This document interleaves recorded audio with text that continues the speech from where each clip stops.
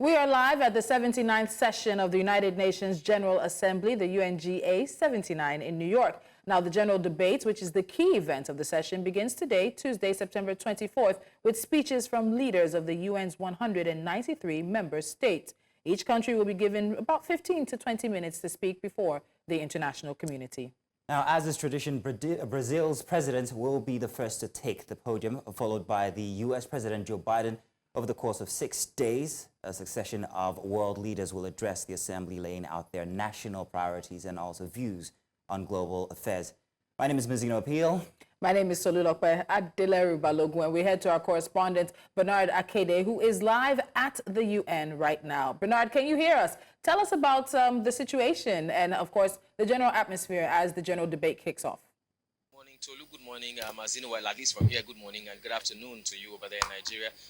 Well, generally, it's quite cool and calm. I mentioned yesterday that there's security presence everywhere here in New York, particularly around the United Nations building. And it's still the same, you know, as of today. Local news here in the United States is talking about the traffic that, well, they call it Traffic Week on one of the stations because, of course, that's what they have regularly here around this time of the year. You know, and it's caused particularly by the motorcades of a lot of world leaders around this particular time. But again, you know, it's cool, it's calm, everybody's doing well. The building here behind me is where the big conversations, like you did mention, are taking place. Already the conversations have started, and we had United Nations Secretary General Antonio Guterres start up or kickstart the conversations. He got a standing ovation when he spoke about gender equality. You could tell that the female folks in the room you know, did respect that particular conversation. He talked about foreign policies of countries, he talked about the insecurity in some countries, and he talked about aid from the richer countries to the poorer countries, basically kickstarting the conversation. That's pretty much an overview of what's been going on here. I also did mention that some conversations had started earlier. Yesterday, we also had conversations talking about reparations for countries that have suffered from the transatlantic slave trade. We had the likes of representatives from the likes of Senegal. We had the president of Ghana, Nana Addo Akufo-Addo. We had the Jamaican Prime Minister and several others who talked about reparation and how they should get back from years that they've suffered from slave trade. So today, the big conversations, like you did mention, should commence. And that really is an interesting one. It's also coming about, as Mazino and myself were talking off air, around the time where we have two of the biggest conflicts that have ever happened in the world, that have happened in recent history. Of course, the Ukraine-Russia situation and the Israeli situation, or the Israeli war against Hamas in Palestine. I want to be correct on that. And so there's a sentiment that some people are saying you're having a summit of the future, but there are issues in the present that the UN seems to be unable to handle. Is that something that's also coming up as well? Okay, Tulu, I didn't hear you clearly, but I think if I got you correctly, you're talking about the issues going on somewhere around the Middle East. You know, the fight between Israel and Gaza, and how the United Nations has not been able to handle that adequately, like what people would have expected. That's what you're asking, yes? The theme of this year is the summit of the future, but people are concerned about present-day conflicts that are affecting the lives of millions of people in the Middle East, as well as in the Ukraine and Russia situation. Is that also a sentiment that's coming up right now? Oh, most definitely. It is a sentiment that's going to come up. It's already coming up right now. As a matter of fact, yesterday, the vehicle we took, our managing director, Kayode Akintemi, engaged one of the drivers there who, you know, to show you how widespread these conversations have gone. The driver of the vehicle did also refer to some of those, you know, unsettlements, should I put it that way, or some of those conflicts there around. The driver apparently was Egyptian, so you could tell that he had some kind of sympathy for what was going on in Israel and Gaza, and explaining that it's spreading across the world. Now, I'll give you an example. He made a clear example. He said, when Russia invaded Ukraine, the whole world stood up for that particular invasion. But now it's happening in Gaza. Why is nobody talking about it? And that was the cab driver. So imagine how far these conversations would have gone. Now, I took the liberty to take down certain things that I think Joe Biden, the president of the United States, will be talking about today. You did mention that traditionally the president of Brazil will start and then will be followed by Joe Biden, the US president. I am almost sure, as a matter of fact, I think I can bet my mortgage on this, he's going to speak on you know, the unsettlement around these areas. He's going to speak on the conflicts between, or he'll be expected to speak on the conflict around, you know, surrounding Israel and Gaza, and of course the Russia-Ukraine war, and how these things have, in the past few years, shaped the course of international relations in some parts of the world.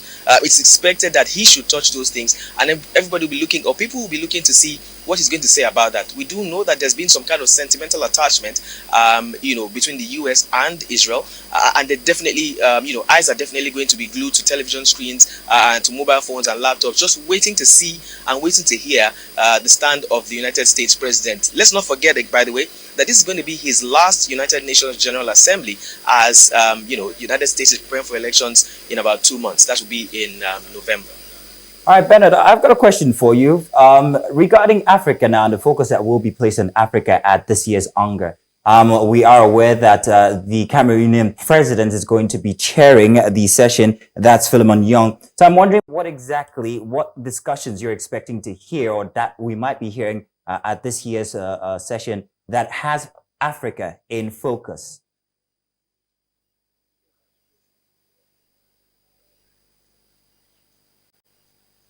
Right, well, Cameroonian president, like you did say, I'm strongly believing that he will be speaking the voice of many African leaders, particularly West African leaders. I did mention earlier that conversations have commenced. Talking about reparation, to African countries, especially concerning the impact of the transatlantic slave trade. So that will also be touched upon, and there will be there's the age-long conversation of the impact of global warming on African countries. African countries are the least producers and generators of fossil fuel, but we are the ones who most have been feeling the impact of what the Western world has been doing.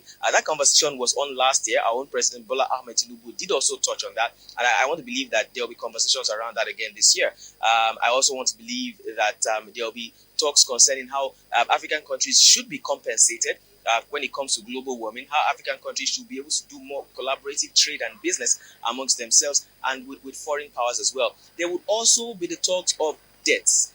We cannot overlook that. It cannot be overemphasized. I strongly believe that will come up. Remember that there's been concerns about how African countries have been taking foreign debts for the past few years. Nigeria is no stranger to foreign debts, and I want to believe that the Cameroonian leader will talk about that.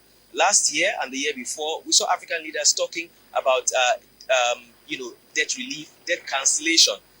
We know how far or how not far that conversation went, and I won't be surprised if it continues again this year. But then again, the conversations from the Cameroonian president will pretty much summarize what most African presidents, particularly those in the West African bloc, will be talking about. All right, Ben, just pause. Okay, we were expected to hear a few words from the president of the General Assembly, but it looks like he is off the stage right now. There was one thing I was expecting to hear you speak on, and that's the proposal, the U.S. proposal when it comes to Africa joining the UN Security Council, which is like the highest organ of the United Nations. In terms of some of the proposals laid forth, and of course the sentiment, this is something the African continent collectively has been fighting for over the past several years. There's been conversation about a permanent seat, rotating that permanent seat among African nations, or having a few countries or one or two countries like Nigeria having a permanent seat, then an additional seat being rotated. Do we expect to see any progress with that this year?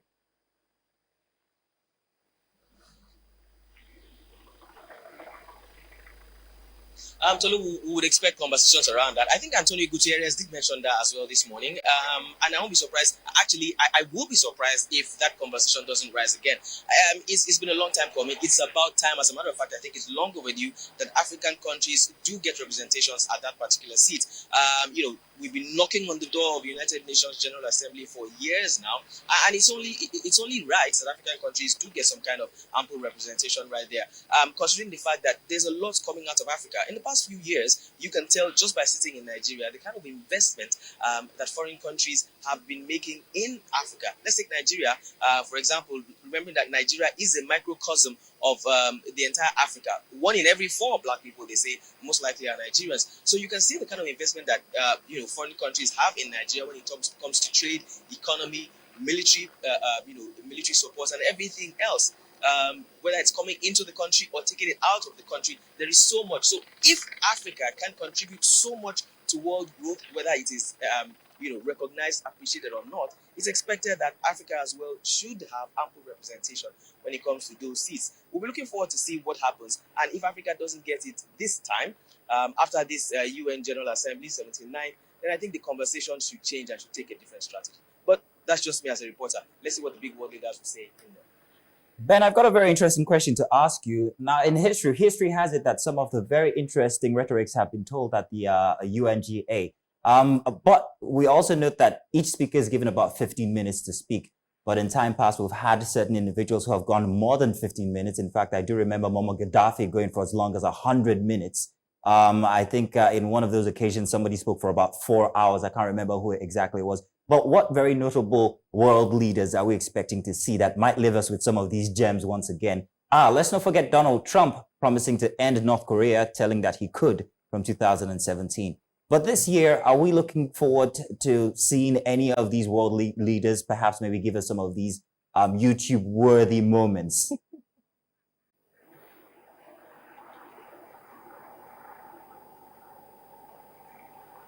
Well, I mean, your guess is as good as mine. I want to believe that there will be some drama. There will be some world leaders who will come forward to speak. Remember that, again, we're already seeing some kind of polarization when it comes to support for certain countries, particularly because, first of all, we saw that with the Russia-Ukraine war. There were supporters of Russia, some of Ukraine, and now we're seeing that with Israel and Gaza and Palestine, and of course, it's spreading also to Lebanon as well. So there's going to be some kind of, I want to believe, I mean, what's the UN General Assembly without some kind of drama from some presidents, you know? We should be seeing some of that happening. Our eyes are glued to our screens and our ears to the ground. Also, you know, usually at the UN General Assembly, we do see some groups of people in small pockets outside the buildings hosting some kinds of demonstrations. Maybe we got wind that there might be some from some Nigerians. We'll keep our eyes to that as well. We don't know if it will. Hello, Ben. People are not stopped from hosting those kind of demonstrations around here. There's just proper security, proper control. So if that does happen, hello, Ben, we'll keep our eyes on that. But then back again to what you said. Yes, I want to believe that we'll see some kind of drama, something very interesting. Oh, okay, fantastic. You can hear me now.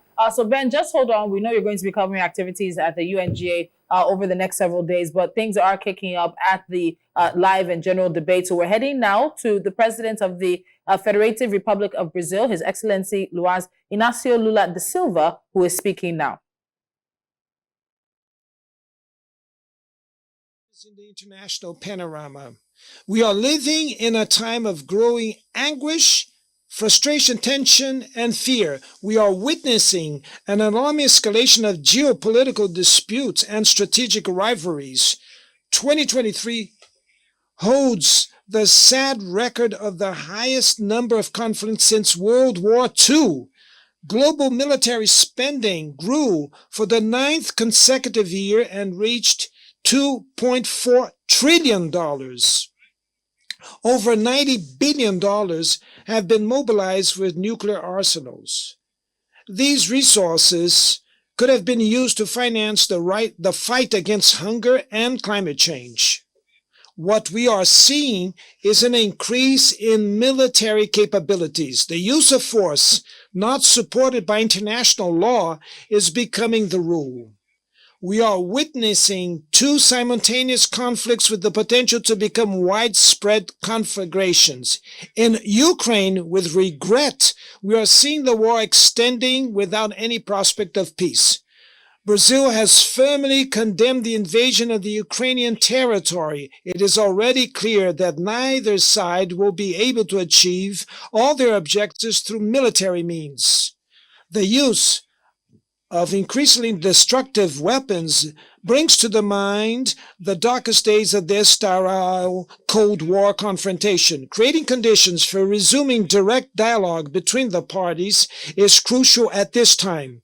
This is a message of the 6 points of understanding that China and Brazil offer for a process of dialogue to be established and for the hostilities to end. In Gaza and the West Bank, we are witnessing one of the greatest humanitarian crises in recent history, which is now spreading dangerously to Lebanon. What began as a terrorist action by fanatics against innocent Israeli civilians has become a collective punishment for the entire Palestinian people.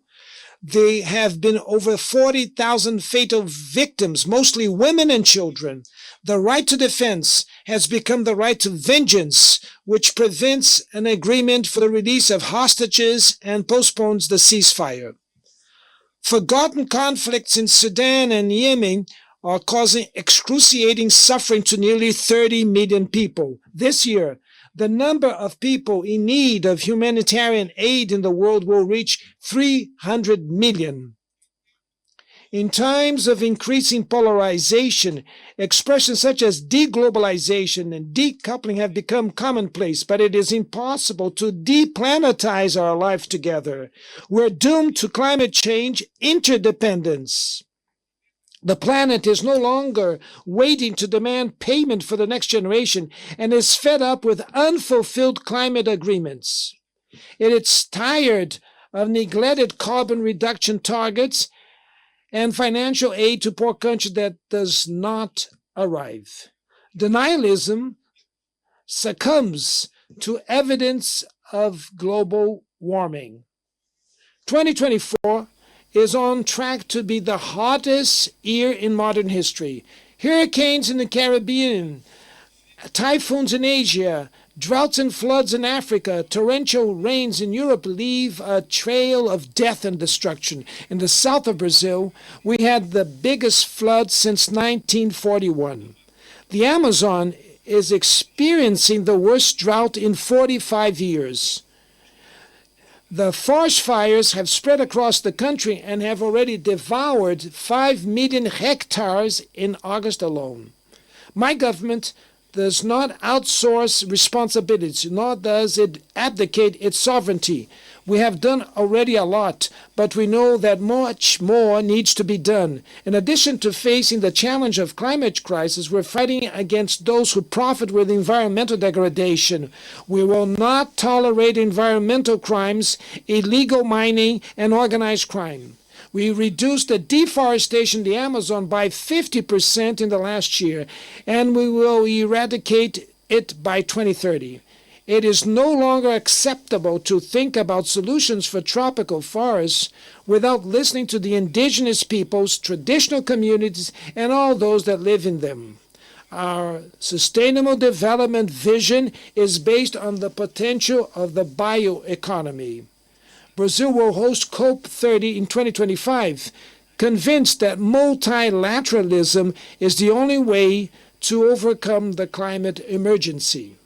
Our nationally determined contribution, NDC, will be presented later this year, in line with the goal of limiting the increase of the planet's temperature to 1.5 degrees.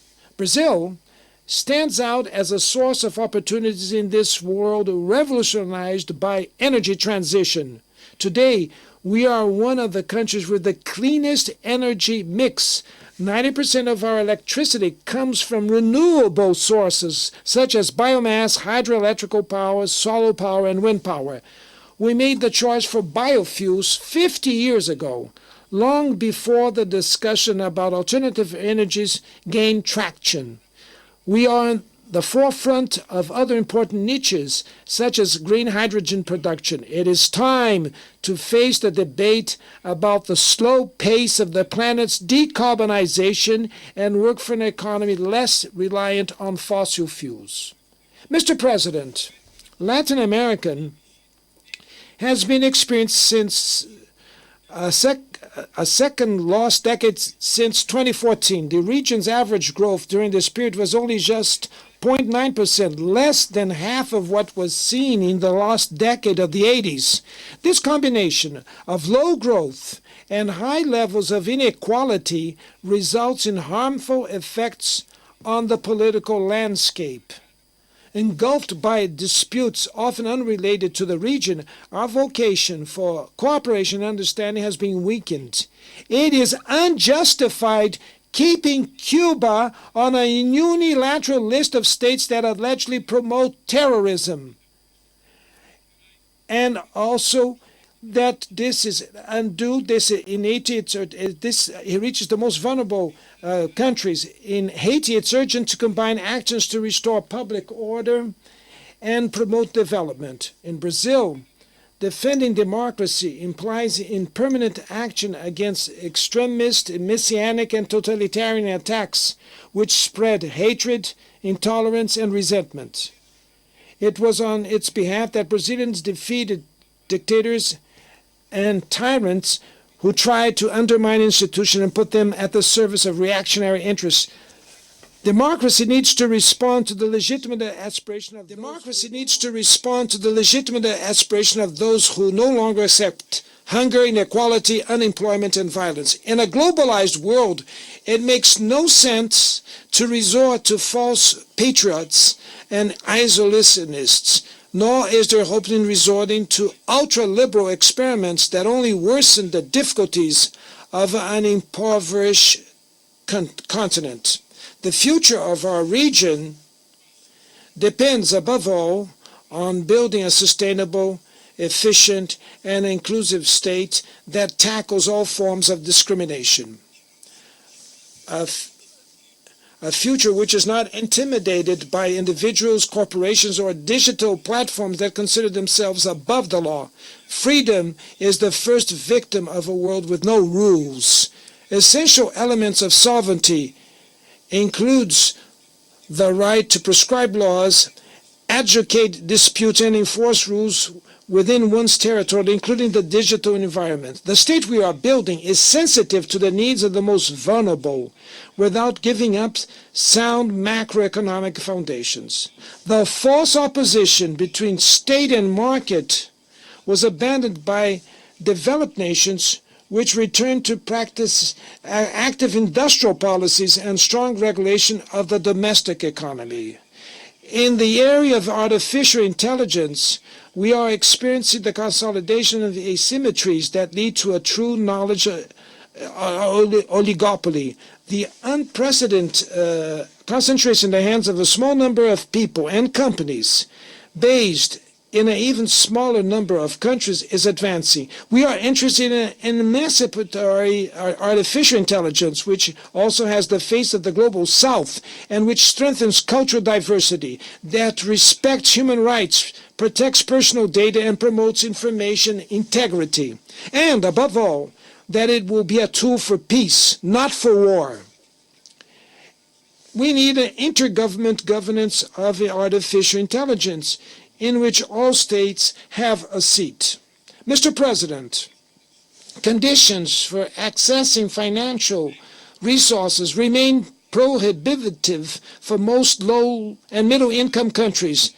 The debt burden limits fiscal room to invest in health and education, reduce inequalities, and address climate change. African countries borrow at rates up to 8 times higher than Germany and 4 times higher than the United States. It's a Marshall Plan in reverse, in which the poorest finance the richest. Without greater participation of the developing countries in the management of the IMF and the World Bank, there will be no effective change. While the Sustainable Development Goals lag behind, the world's 150 largest companies have collectively made up to $1 trillion in profits over the last 2 years. The fortunes of the top 5 billionaires have more than doubled since the start of this decade, while 60% of humanity has become poor. The super rich pay proportionally much less tax than the working class. To remedy this anomaly, Brazil has insisted on international cooperation to develop minimum global taxation standards. The data released by FAO 2 months ago on the state of food insecurity in the world is shocking. The number of people going hungry around the world has increased by more than 152 million since 2019. This means that 9% of the world's population, 733 million people, are undernourished. The problem is severe in Africa and Asia, but it also persists in parts of Latin America. Women and girls make up the majority of people facing hunger in the world. Pandemics, armed conflicts, climate events, and agricultural subsidies from rich countries are increasing the scope of this scourge. But hunger is not just the result of external factors. It arises above all from political choices. Today, the world produces more than enough food to eradicate it. What is missing is for conditions to be created so that food may be affordable. This is my government's most urgent commitment. End hunger in Brazil, as we did in 2014. In 23 alone, we lifted 24,400,000 people out of a condition of severe food insecurity. The Global Alliance Against Hunger and Poverty, which we will launch in Rio de Janeiro in November, was born from this political will and this spirit of solidarity. It will be one of the main results of the Brazilian G20 chairmanship and is open to the world. Anyone who wants to join this collective effort is welcome. Mr. President, ladies and gentlemen, about to turn 80, the United Nations Charter has never undergone comprehensive reform. Only 4 amendments were passed, all of them between 1965 and 1973. The Charter's current version fails to address some of humanity's most pressing challenges. When the UN was founded, we were 51 countries. We are now 193 countries. Several countries, mainly on the African continent, were under colonial rule when the UN was founded and had no say over its goals and functioning. There is no gender balance in the highest positions. The position of Secretary General has never been held by a woman.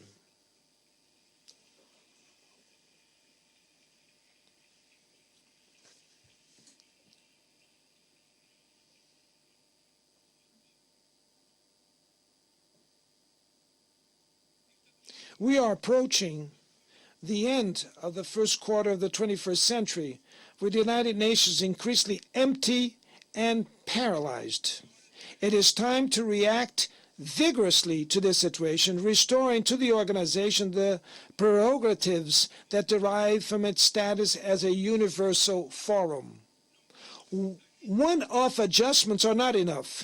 We need to think about reviewing and revising the Charter comprehensively. The reform should include the following goals: transforming the Economic and Social Council into the main forum for dealing with sustainable development and the fight against climate change with a real capacity to inspire financial institutions. Revitalizing the role of the General Assembly, including in matters of international peace and security. Strengthening of the Peace-Building Commission. Reform of the Security Council, focusing on its composition, working methods, and veto powers in order to make it more effective and representative of contemporary realities. Excluding Latin America and Africa from the permanent seats of the Security Council is an unacceptable echo of domination practices from the colonial past. Let's promote this discussion in a transparent way. Let's promote this discussion in a transparent way in consultation with the G77, the G20, and the BRICS, in the CARICOM, at the UE, and any other spaces that exist. I have no illusions about the complexity of a reform like this, which will face crystallized interests in maintaining the status quo. It will require enormous negotiation effort, but that is our responsibility. We cannot wait for another world tragedy like the World War II to only then build a new governance on its rubbles. The will of the majority can persuade those who cling to the raw expression of the mechanisms of power. The humanity's aspirations echo in this plenary. Here, we engage in the world's big debates. In this forum, we look for answers to the problems inflicted on the world. It is up to the General Assembly, the biggest expression of multilateralism, the mission to pave the way for the future. Thank you very much.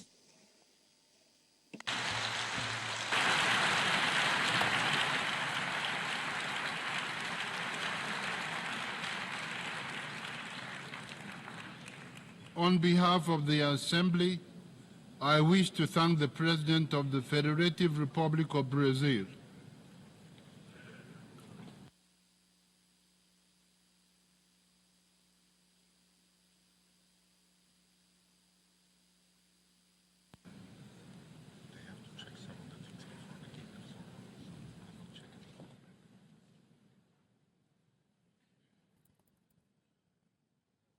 And that, of course, was the President of the Federative Republic of Brazil, His Excellency Luiz Inácio Lula da Silva, and a number of key points he made. I was doing yes here in the studio, especially. I could hear you. Yeah, Mazino could not escape me, especially when he mentioned the issue around the gender equality or gender equity for the United Nations, that in its history, there's never been a female Secretary General for the UN. He also talked about the fact that a number of African countries were actually still under their colonial masters when the charter for the UN was brought into play. And speaking on the UN now becoming empty and paralyzed as we are now in the final years of the 21st century. I knew you were going to find that moment of inclusion for Absolutely. Very interesting. I don't hold you on that one. But something that also he spoke about that I found very interesting was the fact that Africa had been exploited, with Africa borrowing at 8 times more the rate than other countries around the world. It makes you wonder exactly what the provisions are for African countries, even if it seems like, and it's all really based on rhetorics, the UNGA. And that's the argument, whether most of these comments, most of these commitments are actually followed through. If you look at the social development goals for Africa, it's at 6%, nearing its conclusion at 2030, and yet Africa is still at 60% completion. You would argue that the rest of the world is about somewhere at 16%, but still, how much focus is being given to Africa? How much resources is being given to Africa? And I really found that very interesting. I'm happy that at least he brought that up. And regarding his comments about ending hunger in Brazil, I think it can also be a worldwide endeavor. Absolutely. He said that we actually produce more than the world can consume. But why is there hunger in different parts? It's really interesting when you took a look at it, especially when he took a stab at the world's millionaires and billionaires, talking about the fact that in this century or in the past few years alone, people who are uber rich have just gotten, can you say uber? No, you can't. Is there another? They have been, what's the word above uber? They've become so much more rich while 60% of the world continues to struggle and to lag behind. There's something fundamentally wrong with the system. And going back to the debt conversation for African countries, that has consistently been on the table for a number of years. African countries are talking about debt forgiveness in totality, debt restructuring as it may be, and the UN has put itself as one of those stakeholders at the table, but has not been successful in getting lots of those deals for African countries. And just as Mazino said, to reemphasize, African nations pay 8 times more than Germany, and we pay 4 times more than the US. That in fact, it is poorer countries with the debt burden and the debt trap that we're facing that are actually financing rich countries. I think somebody should sleep at night and keep one eye open. And while all of this is going on, you have to remember that Africa is also hit with some of the most devastating conditions when it comes to climate change. And he stated that, and we're still expected to actually be able to finance the world at the end of the day, as people are having plenty of interest in Africa and ripping from Africa with all these lendings and so on. But regarding climate change, a very interesting one there. The focus on climate should be something very much talked about at UNGA this year, as plenty African countries since the start of the year have seen plenty of floods, plenty of I can't remember, droughts. Morocco currently is going through one of the worst droughts in 40 years that it's experienced. So I'm hoping that this will be talked about more at this year's session. And as you talk about droughts, he also, of course, mentioned that the Amazon, which is known as the lungs of the world, not the lungs of Brazil, not the lungs of parts of South America, but the lungs of the world, is experiencing the worst drought it's ever experienced in 45 years. And I also find it quite interesting to hear that Brazil is leading the world in in the areas of course, electricity and renewable energy. 90% of electricity that the country uses comes from renewable energies, and that they were at the forefront of this conversation 50 years ago. But now it seems the rest of the world is trying to catch up. But he did start this with, of course, talking about the victims and those who have died in the occupation, in the war in Palestine involving Israel. That's going to be a very sore point for many people in these conversations. And we also saw the camera flash to the president of Ukraine, Zelensky, as well. he's present, and we're going to see how conversations around the war in Ukraine involving Russia also play out. He talked about global warming, as you said, and also took a stab at the U.S., I would say, with his remarks about Cuba, saying that there is no reason, I'm paraphrasing now, that Cuba is on the list of states promoting terrorism, and that's something that's been driven by the United States. Yes, indeed. All right. We have more speakers coming up. We are expecting President Joe Biden of the United States to speak shortly. He's not next, but we have somebody else coming up, and then hopefully he'll be also able to speak. As Ben had told us earlier, it's his last UN General Assembly as President of the United States of America. So many people will be looking forward to hear what President Joe Biden has to say when he does get to the podium, which looks like, is this not Joe Biden now? I'm trying to, yes, that is Joe Biden. Okay, that's Joe Biden. That's Joe Biden. He made it out all the way to the podium. What's that? No, nothing. You caught it there. It was supposed to just be slip and go, but... Let's go straight to it. President Joe Biden of the United States will be back. All right. It'll be my last. I've seen a remarkable sweep of history. I was first elected to office in the United States of America as a U.S. Senator in 1972. Now, I know I look like I'm only 40. I know that. I was 29 years old. Back then, we were living through an inflection point, a moment of tension and uncertainty. The world was divided by the Cold War. The Middle East was headed toward war. America was at war in Vietnam. At that point, the longest war in America's history. Our country was divided and angry, and there were questions about our staying power and our future. But even then, I entered public life not out of despair, but out of optimism. The United States and the world got through that moment. It wasn't easy or simple, without significant setbacks. But we would go on to reduce the threat of nuclear weapons through arms control, and then go on to bring the Cold War itself to an end. Israel and Egypt went to war, but then forged a historic peace. We ended the war in Vietnam. The last year in Hanoi, I met with the Vietnamese leadership. We elevated our partnership to the highest level. It's a testament to the resilience of the human spirit and the capacity for reconciliation. That today the United States and Vietnam are partners and friends. And it's proof that even from the horrors of war, there's a way forward. Things can get better. We should never forget that. I've seen that throughout my career. In the 1980s, I spoke out against apartheid in South Africa. And then I watched the racist regime fall. In the 1990s, I worked to hold Milosevic accountable for war crimes. He was held accountable. At home, I wrote and passed the Violence Against Women Act to end the scourge of violence against women and girls, not only in America, but across the world, as many of you have as well. But we have so much more to do, especially against rape and sexual violence as weapons of war and terror. We were attacked on 9/11 by al-Qaeda and Osama bin Laden. We brought him justice. Then I came to the presidency at another moment of crisis and uncertainty. I believed America had to look forward. New challenges, new threats, new opportunities were in front of us. We needed to put ourselves in a position to see the threats, to deal with the challenges, and to seize the opportunities as well. We need to end the era of war that began on 9/11. As Vice President to President Obama, he asked me to work to wind down the military operations in Iraq, and we did, painful as it was. When I came to office as president, Afghanistan had replaced Vietnam as America's longest war. I was determined to end it, and I did. It was a hard decision, but the right decision. 4 American presidents had faced that decision, but I was determined not to leave it to the 5th. It was a decision accompanied by tragedy. 13 brave Americans lost their lives, along with hundreds of Afghans in a suicide bomb. I think those lost lives, I think of them every day. I think of all the 2,461 U.S. military deaths over a long 20 years of that war. 20,744 American servicemen wounded in action.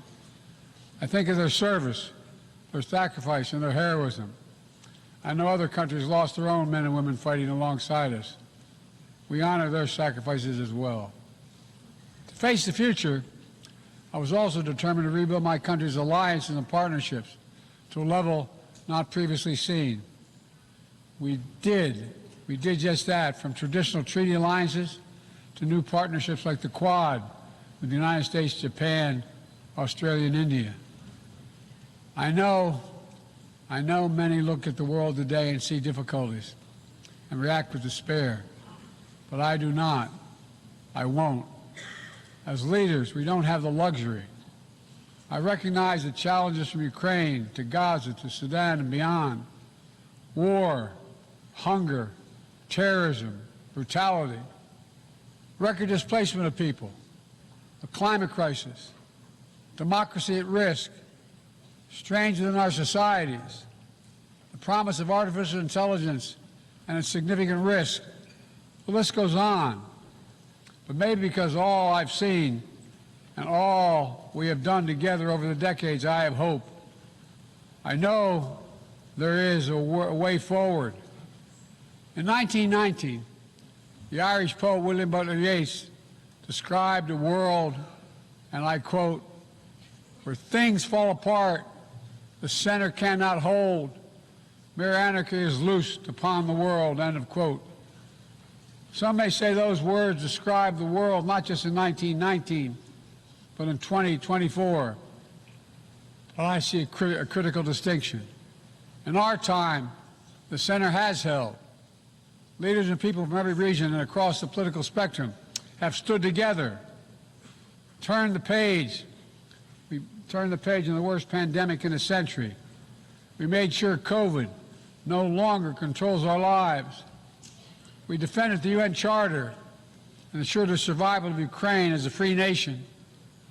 My country made the largest investment in climate, clean energy, ever anywhere in history. There will always be forces that pull our countries apart and the world apart. Aggression, extremism, chaos, and cynicism. A desire to retreat from the world and go it alone. Our test, is to make sure that the forces holding us together are stronger than those that are pulling us apart. That the principles of partnership that we came here each year to uphold can withstand the challenges. That the center holds once again. My fellow leaders, I truly believe we're at another inflection point in world history. Where the choices we make today will determine our future for decades to come. Will we stand behind the principles that unite us? Will we stand firm against aggression? Will we end the conflicts that are raging today? Will we take on global challenges like climate change, hunger, and disease? Will we plan now for the opportunities and risk of a revolutionary new technologies? I want to talk today about each of these decisions and the actions, in my view, we must take. To start, each of us in this body has made a commitment to the principles of the UN Charter to stand up against aggression. When Russia invaded Ukraine, we could have stood by and merely protested. But Vice President Harris and I understood that that was an assault on everything this institution was supposed to stand for.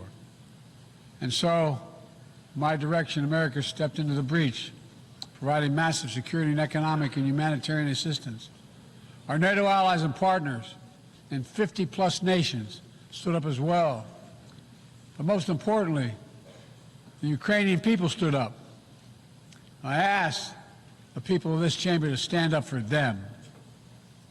The good news is Putin's war has failed and at his core aim. He set out to destroy Ukraine, but Ukraine is still free. He set out to weaken NATO, but NATO is bigger, stronger, more united than ever before, with 2 new members, Finland and Sweden. But we cannot let up.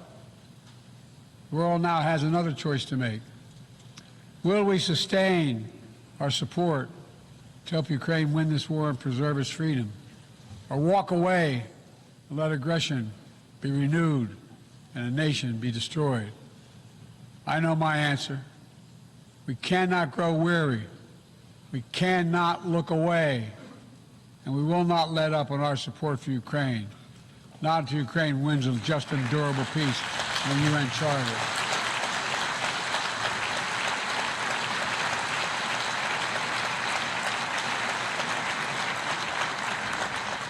We also need to uphold our principles as we seek to responsibly manage the competition with China so it does not veer into conflict.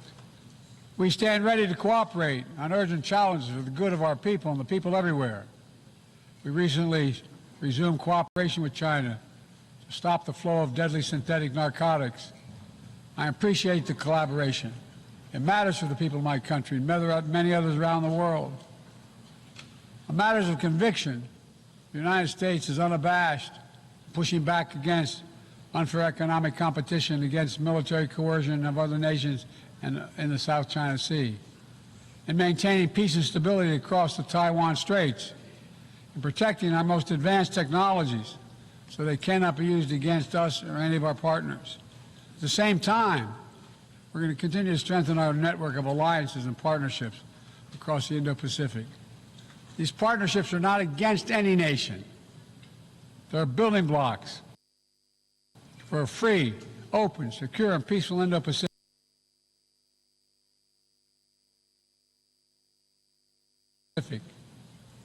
We're also working to bring greater measure of peace and stability to the Middle East. The world must not flinch from the horrors of October 7th. Any country would have the right and responsibility to ensure that such an attack can never happen again. Thousands of armed Hamas terrorists invaded a sovereign state, slaughtering and massacring more than 1,200 people, including 46 Americans, in their homes and at a music festival. Despicable acts of sexual violence, 250 innocents taken hostage. I've met with the families of those hostages. I've grieved with them.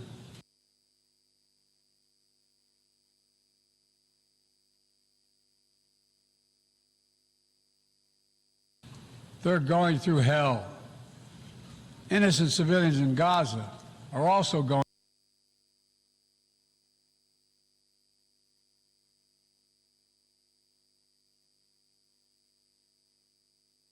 through hell. Thousands and thousands killed, including aid workers. Too many families dislocated, crowding into tents, facing a dire humanitarian situation. They did not ask for this war that Hamas started. I put forward with Qatar and Egypt a ceasefire and hostage deal. It's been endorsed by the UN Security Council. Now is the time for the parties to finalize its terms, bring the hostages home, and secure security for Israel and Gaza free of Hamas' grip, ease the suffering in Gaza, and end this war. On October 7th,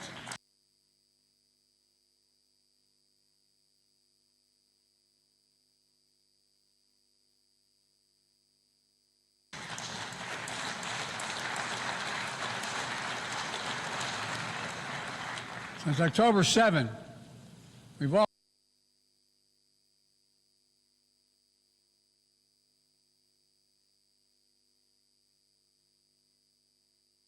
also been determined to prevent a wider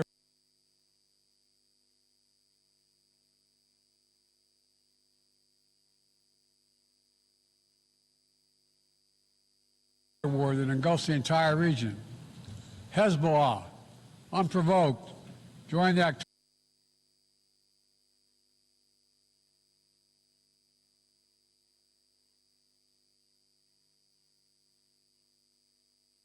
October 7th attack, launching rockets into Israel. Almost a year later,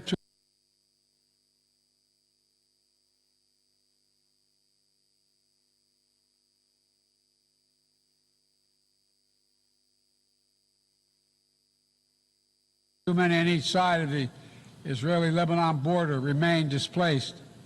Full-scale war is not in anyone's interest. Even if the situation has escalated, a diplomatic solution is still possible. In fact, it remains the only path to lasting security, to allow the residents from both countries to return to their homes and the border safely. And that's what we're working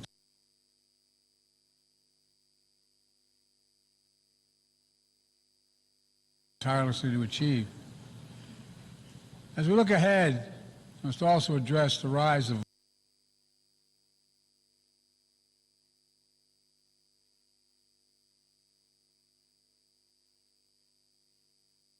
violence against innocent Palestinians on the West Bank and set the conditions for a better future,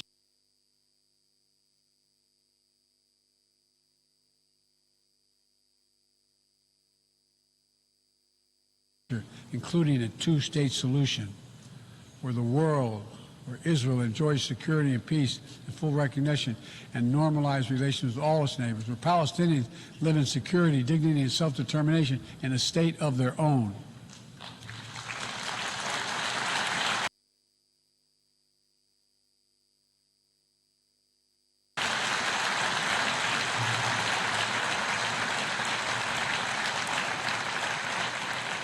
Progress toward peace will put us in a stronger position to deal with the ongoing threat posed by Iran. Together we must deny oxygen to its terrorist proxies, which have called for more October 7th, and ensure that Iran will never, ever obtain a nuclear weapon. Gaza is not the only conflict that deserves our outrage. In Sudan, a bloody civil war unleashed one of the world's worst humanitarian crises. 8 million on the brink of famine. Hundreds of thousands already there. Atrocities in Darfur and elsewhere. The United States has led the world in providing humanitarian aid to Sudan. And with our partners, we've led diplomatic talks to try to silence the guns and avert a wider famine.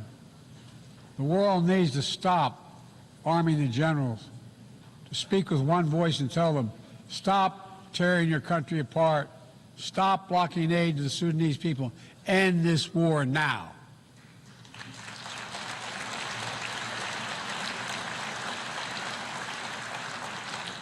But people need more than the absence of war. They need a chance to live in dignity. They need to be protected from the ravages of climate change, hunger, and disease. Our administration has invested over $150 billion to make progress and other sustainable development goals. It includes $20 billion for food security, over $50 billion for global health. We've mobilized billions more in private sector investment. We've taken the most ambitious climate action in history. We've moved to rejoin the Paris Agreement on day one. And today, my country is finally on track to cut emissions in half by 2030. On track to honor my pledge to quadruple climate financing to developing nations with $11 billion thus far this year. We've rejoined the World Health Organization, donating nearly 700 million doses of COVID vaccine to 117 countries. We must now move quickly to face Mpox outbreak in Africa. We're prepared to commit $500 million to help African countries prevent and respond to Mpox and to donate 1 million doses of Mpox vaccine now.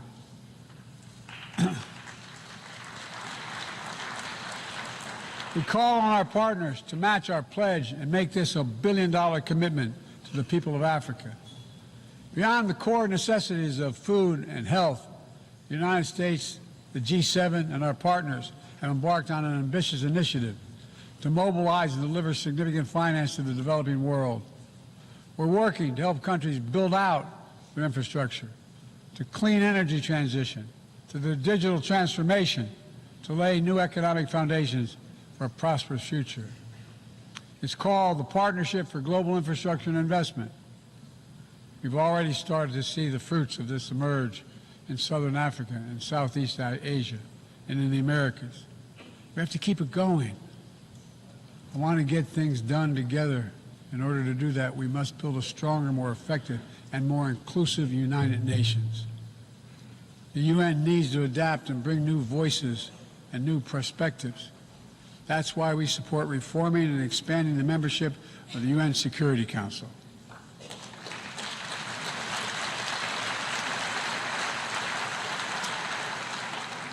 My UN ambassador just laid out our detailed vision to reflect today's world, not yesterday's. It's time to move forward. The Security Council, like the UN itself, needs to go back to the job of making peace, of brokering deals to end wars and suffering.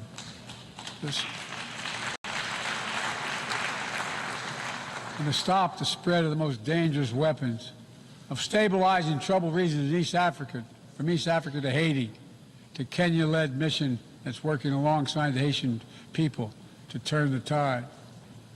We also have a responsibility to prepare our citizens for the future. We'll see more technological change, I argue, in the next 2 to 10 years than we have in the last 50 years. Artificial intelligence is going to change our ways of life, our ways of work, and our ways of war.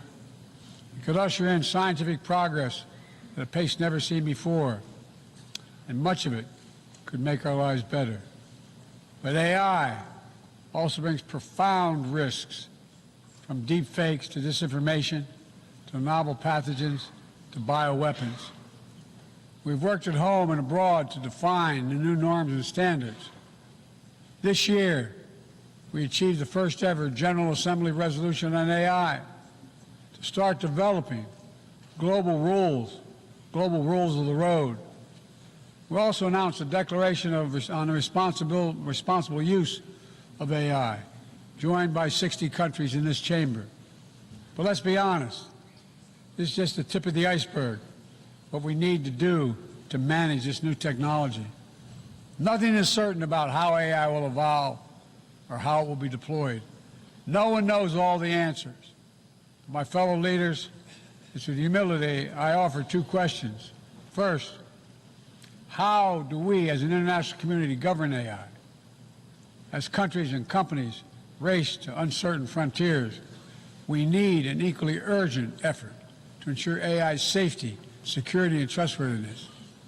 As AI grows more powerful, it also must grow more responsive to our collective needs and values. Benefits of all must be shared equitably. It should be harnessed to narrow, not deepen, digital divides. Second, will we ensure that AI supports rather than undermines the core principles that human life has value and all humans deserve dignity? We must make certain that the awesome capabilities of AI will be used to uplift and empower everyday people, not to give dictators more powerful shackles on the human spirit. In the years ahead, there may well be no greater test of our leadership than how we deal with AI. Let me close with this. Even as we navigate so much change, one thing must not change. We must never forget who we're here to represent. We, the people. These are the first words of our Constitution, the very idea of America. They inspired the opening words of the UN Charter. I made the preservation of democracy the central cause of my presidency. This summer, I faced a decision whether to seek a second term as president. It was a difficult decision. Being president has been the honor of my life. There's so much more I want to get done. As much as I love the job, I love my country more. I decided after 50 years of public service, it's time for a new generation of leadership to take my nation forward. My fellow leaders, let us never forget, some things are more important than staying in power. It's your people.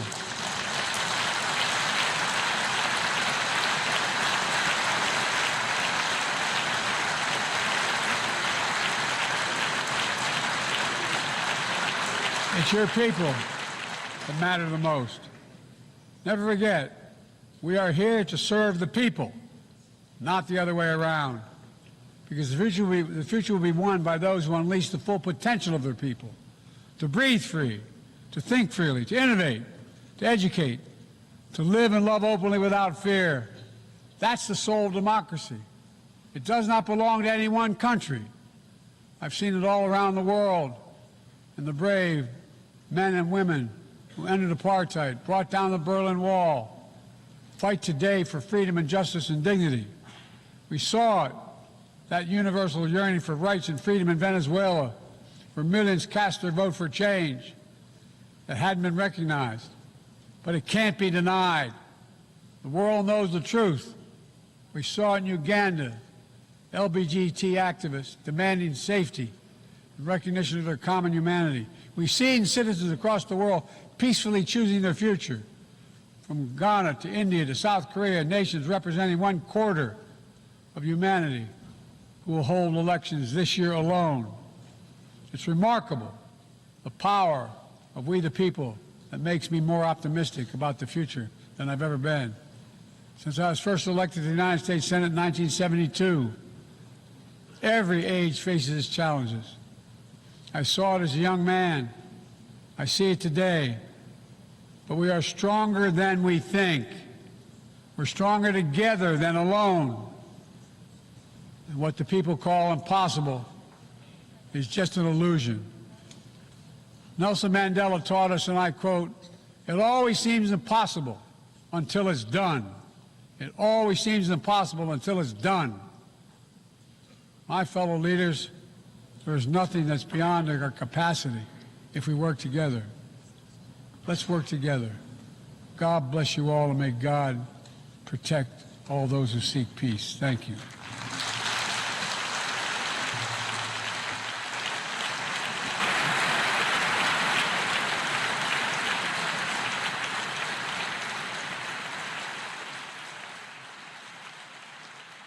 President Joe Biden there in his last speech at the UN General Assembly as President of the United States. I was talking to Mazzino that I was expecting a standing ovation for him. On behalf of the Assembly, I could actually give him one standing ovation here, but that would just be me, and I don't think that he deserves that. He deserves much more. I think that was very stellar. That was very impressive. Yeah. However, I was telling you that I did think that I caught that military nuance that America always stands for, while telling that we've got this and that here. We are still mediators of peace, however. And that seemed to have been the theme for the entire speech that he gave. And not bad at all, because he touched on very many different things that I thought that initially he was going to touch on. And very impressed, actually. I'll tell you that. Actually, very impressed after your slight dig when he was approaching the podium. You want to note his humor every single time, because he did say himself that, yes, I am 40. We all know he isn't. Yeah. It's very interesting that inside of all of the main topics and hard decisions that are being discussed and made, that he still has that sense of humor. Absolutely. I love it. And he said a lot. One of the things that I'm going to hold on to is this conversation around AI, and that is, of course, artificial intelligence. It's one of the biggest things for me. And he said that nothing is certain with how AI will be deployed or used. And he had two questions for global leaders as they were gathered at the UN General Assembly today about how does the international community govern AI and ensuring that AI supports human lives and the dignity of human lives as well. And this AI conversation is a massive one. Already now we're seeing the effects, the usages of AI in very questionable and sometimes now even illegal means, and the further adoption of AI across the world without some kind of governance, without some kind of agreements by world leaders and by countries, can lead to literal chaos. Interesting stuff about AI, because we didn't think that this was going to be a major topic 5 years ago, but this becoming a major topic now, and everybody noting that it does need to have some sort of regulation, whether you like it or not. Regulation might not be a word that people want to use or want to hear, but in the end, it has to, because it does have that potential to destroy human dignity, like he noted. There was plenty he talked about. He touched on health, touched on the fact that America has been at the forefront of providing for the rest of the world, referring to the COVID-19 instance, 70,000 vaccines to Africa. Was it Africa or the rest? Well, 700 million rather, vaccines, doses of vaccines to the rest of the world. And in the case of Mpox, which is something Africa is battling right now, he noted that he is encouraging other countries to do same as America is doing, and that's by providing 1 million doses to help battle Mpox as it is right now. Also, some $500 million, he says, that the United States is also going to use with African partners, African countries, to help prevent and respond to Mpox. That's a big one. So he wants world partners to match that, and also spoke about another situation on the continent, which was the war in Sudan. He says that the world needs to stop arming the general and allow peace to reign, and that the people of Sudan, like many others across the world, also require support as well. We have Bernard Akede joining us again. He is live at the United Nations as we are taking bits and pieces of the speeches of world leaders, but of course a conversation with him as well. Bernard, earlier when we spoke to you the first time, you said that right now in New York, they call it the week of traffic. And I'm thinking whoever uses that should come and meet us in Lagos. No, they don't know. They should really come and meet us in Lagos. So talk to us about, of course, the security on ground right now. We have the world literally gathered at the United Nations.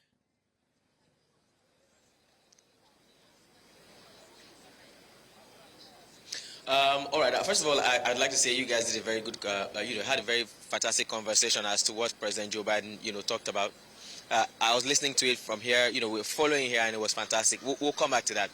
So, talking about security on the ground, just before Biden started speaking, we could see two choppers. I mean, the choppers have been hovering around all since yesterday, since the time we got here. Even from our hotels, we could see choppers hovering around. But just when he was, about to speak, there was one to my left and then there was one to my right. And it was some very impressive display, by the way, because some of them were moving synchronized, in synchronized fashion. And then on the ground, there are certain streets that have been cordoned off that you can't go past. We're not far from, or I'll say the Brooklyn Bridge is not far from our view. We can actually see that. And even on the waters here, we have boats from the NYPD all around the waters. On Sunday when we're coming here, it wasn't this serious, but now you can imagine how it is. So you can't go past certain places, even with the press badges. There are restrictions. Now, Bernard, so you can just imagine what's been going on. When he was about to speak, there was almost a complete shutdown in certain places to ensure that everywhere is safe. I'm so sorry to stop you, Bernard, but we are being informed that we have the President of the Republic of Türkiye, His Excellency Recep Tayyip Erdoğan. He's already on the podium and already started with his speech. We're going to take that now, and then when he's done, we'll come back to tell a little recap of everything that he's talked about.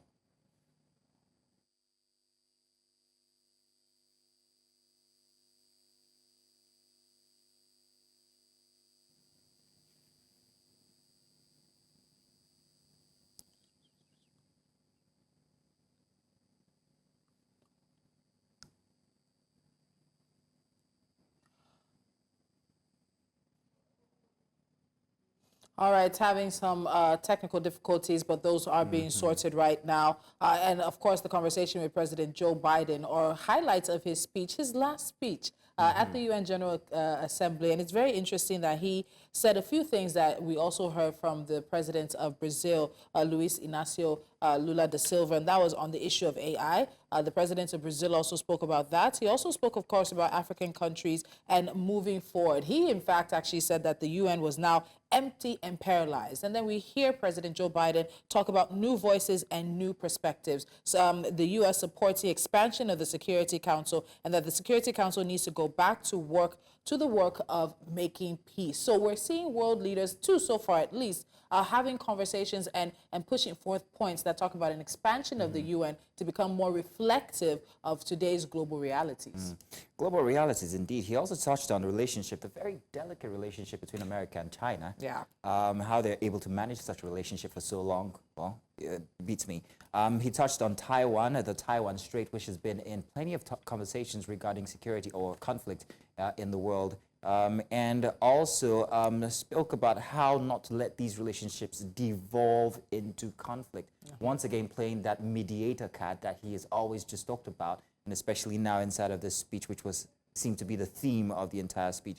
And need I let you know that he kind of like nuanced or sounded off on the might of America when he talked about the fact that they are a champion when it comes to monitoring nuclear use. For anyone or any country to want to do that means we're on top of things, we're on top of you. There's just that military nuance that I can't take away from his entire speech. I think we have our connections right now, and we're going back to the speech by the Türkiye President, Recep Tayyip Erdoğan. So let's get to hear this. Dünya beşten büyüktür şiarının temsil ettiği değerlere bugünlerde daha fazla ihtiyaç duyuyoruz. Uluslararası barış ve güvenliğin imtiyazlı 5 ülkenin keyfine bırakılmayacak kadar önemli olduğuna şahitlik ediyoruz. Bunun en dramatik örneği Gazze'de 353 gündür devam eden katliamdır. Many skills, but one of them is not translating Oh, no. Turkish. We're going to sort that out. Biden, of course, talked about the forces that hold us together being stronger than what is tearing us apart, and also reflecting on the fact that the world is yet at another inflection point in terms of world history. And there are often places along the timeline of world history that you can see are the places where certain things and certain decisions are taken that then, of course, set the course for decades to come. Yes, indeed. Plenty of talk this year, well, from the past 2 We're here to speeches, talk. just about clean energy, renewable Absolutely, energy, which yes. we also touched on. I think I have some information. I hope I can find it regarding America's investments in clean energy when it comes to wind and solar and plenty more, and also encouraging other countries to go into clean energy. I'm expecting to see more of that and hoping that this is something that is going to be talked about when it comes to Africa as a continent. Exactly. Also being a beneficiary of these developments because we need it more, especially in countries like Nigeria where the newness of paying 1,000 naira for fuel, a liter of fuel is beginning to hit hard. Is electricity the next way to go? And how do you get that electricity? Do you get it from a renewable energy like the sun or what? But there's an infrastructure conversation to be had with replacing traditional energy sources on the African continent with the renewable sources. But that's a conversation that we'll get into. We do have the English translation now of the President of the Republic of Türkiye, His Excellency Recep Tayyip Erdoğan speaking. Please, let's go to that. Of the United Nations and shamelessly challenge the whole world who are people of conscience. From this very rostrum, they challenge them. My friends, leaked images from Israel's prisons, which it has turned into concentration camps, clearly show what kind of barbarianism we are facing. As a result of Israeli attacks, Gaza has become the world's largest cemetery for women and children. More than 17,000 children were targeted by Israeli bullets and bombs. Hind Recep was only 6 years old. He and his family were seeking safety when their car was hit by Israeli forces. He lost everything. He lost his mother, father, siblings, cousins. He lost all the hopes he had packed, and only he survived. He waited desperately for rescue for 12 days. Will you come to take me? I'm fearful. Was waiting for a helping hand to reach out to him for 12 days. Despite the level of our world has reached, despite the technology at our disposal, despite our organizations with huge budgets employing tens of thousands of personnel, as a human family of 8 billion inhabitants, we haven't yet managed to rescue a 6-year-old girl, which is actually like an injured sparrow trapped under the rubble that was shaking before our eyes. Hundreds of Gazan children died and are still dying because they cannot find a morsel of a dry bread, a sip of water, and a bowl of soup. In Gaza, not only children are dying, but also the United Nations system. The values that the West claims to defend are dying. The truth is dying. The hopes of humanity to live in a more just world are dying one by one. I am asking you bluntly here, openly, frankly. I call out to you, oh, human rights organizations. Are those in Gaza and the West Bank not human beings? Do children in Palestine have no rights? Can't they play out on the streets in their homelands safely? And calling out to the international press organizations, aren't the journalists murdered by Israel on live TV your colleagues, whose offices were actually raided as well? I call out to United Nations Security Council. What are you waiting for to prevent the genocide in Gaza, to put a stop to this cruelty, this barbarianism? What are you waiting for to stop Netanyahu and his network, who is endangering the lives of the Palestinian people, which is a part of a mass murder network? And what are you still waiting for to stop them, putting to danger their own people and the entire region for political gain? I would like to call out to the countries supporting Israel in an unconditional manner. How long are you going to be able to carry the shame of witnessing this massacre? Dear friends, while children are dying in Gaza, in Ramallah, in Lebanon, while babies are dying in incubators, unfortunately, the international community has given a very bad test and failed in a big way. What's happening in Palestine, look, is a sign of a great moral collapse.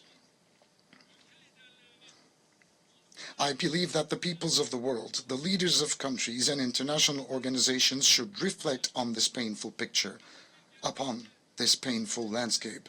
And I would like to state very clearly and loudly here, the Israeli government, disregarding basic human rights, trampling on international law at every opportunity, is practicing ethnic cleansing, a clear genocide against a nation, a people, and occupying their lands step by step.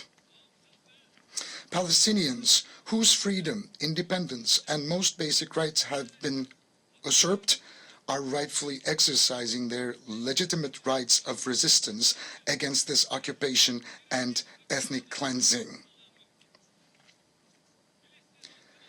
The just resistance of the Palestinian people against the occupiers of their land is too noble. It's honorable and legitimate to be called illegitimate. It's heroic and it's noble.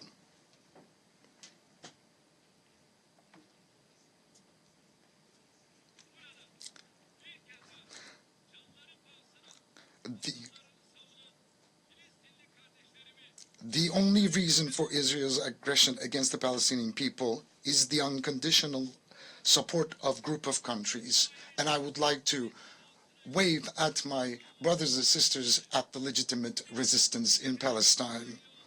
As I've said before, the support of a group of countries for Israel is the reason why this aggression is still going on. Countries that have a say over Israel are openly complicit in this massacre, with a policy of run for the hare and catch the hound. Those who are supposedly working for a ceasefire in front of the stage continue to send arms and ammunition to Israel so that it can continue its massacres in the background. This inconsistency and this is insincerity. Look, there's a paper that has been going around back and forth since May. Hamas has repeatedly declared its acceptance of the ceasefire offer. But the Israeli government has made it very clear that this is the party that doesn't want peace by constantly dragging its feet, making a settlement of the dispute much more difficult, almost impossible, constantly finding an excuse and sneakily killing its negotiating partner at a time when it was closest to a ceasefire. Israel's stalling and deception should not be given any more credit. In the absence of the implementation,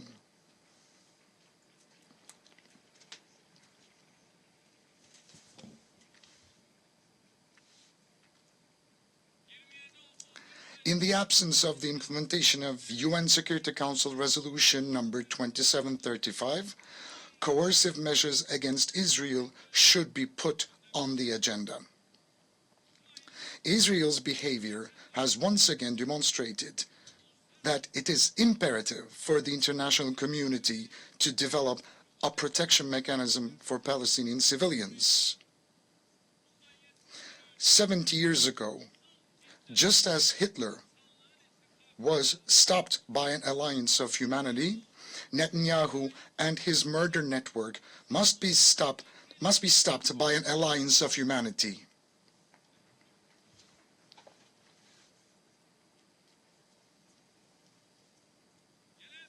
We believe that the General Assembly's authority to recommend the use of force, as in the 1950 Resolution on Unity for Peace, should be considered in this process during this time. An immediate and a permanent ceasefire must be established. Hostages and prisoners must be exchanged.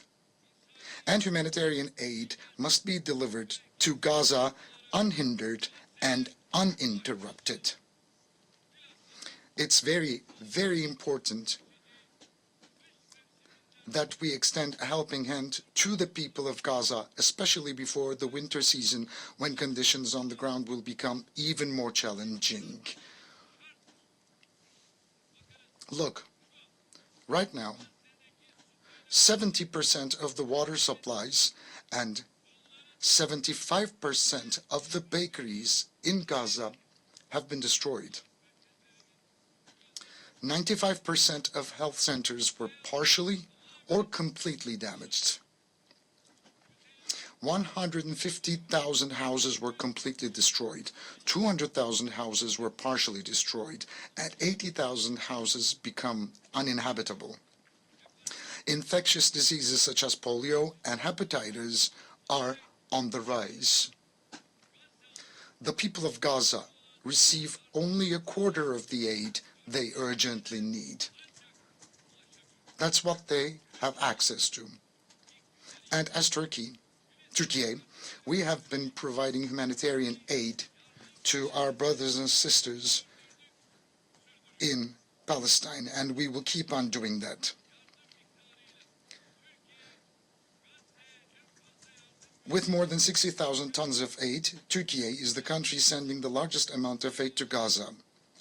Likewise, by halting commercial transactions with Israel, we have demonstrated our stance on this issue. Now, during the last couple of weeks, attacks by Israel have been increased in Lebanon, and we are by the side of Lebanese people and the Lebanese government.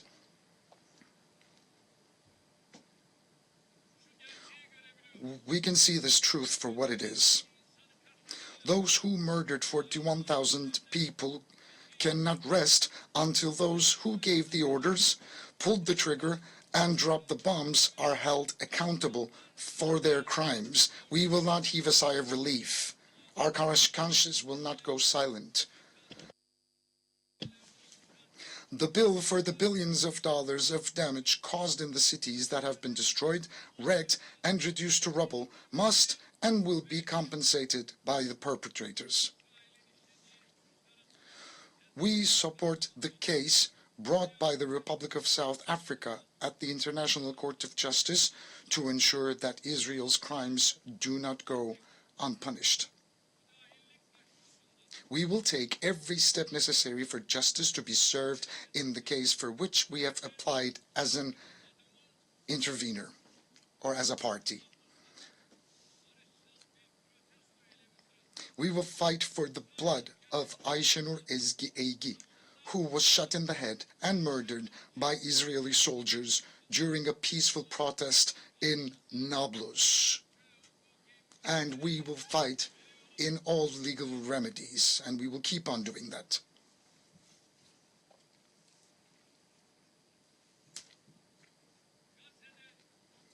While a ceasefire in Gaza is urgently needed, the underlying problem in the Israeli-Palestinian conflict is the Israeli occupation of Palestinian territories. Based on the 1967 borders, an independent, sovereign, and geographically integrated Palestinian state with East Jerusalem as its capital must come into being. This cannot be delayed any longer. I would like it to be known that we are closely following Israel's increasing attacks on our first Qibla, Al-Aqsa Mosque and Haram al-Sharif. I would like to state once again on this podium as Tayyip Erdoğan once again that I'm not using a language of politics.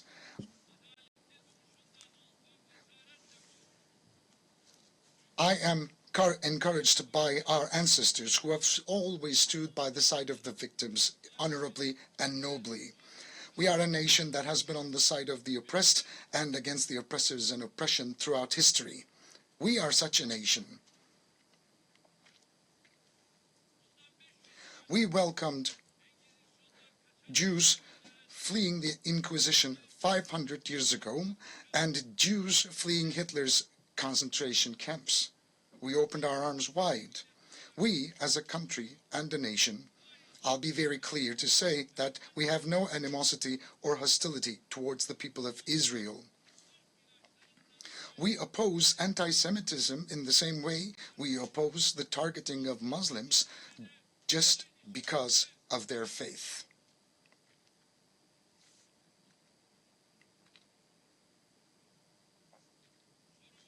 Our problem is with the massacre policies of the Israeli government.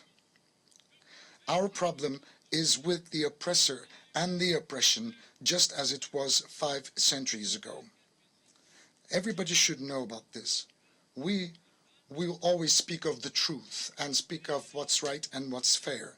Even if some people will be uncomfortable, we will continue to shout out the truth and stand by the righteous and boldly say that we will speak of what we know is right, even though it will hurt some people.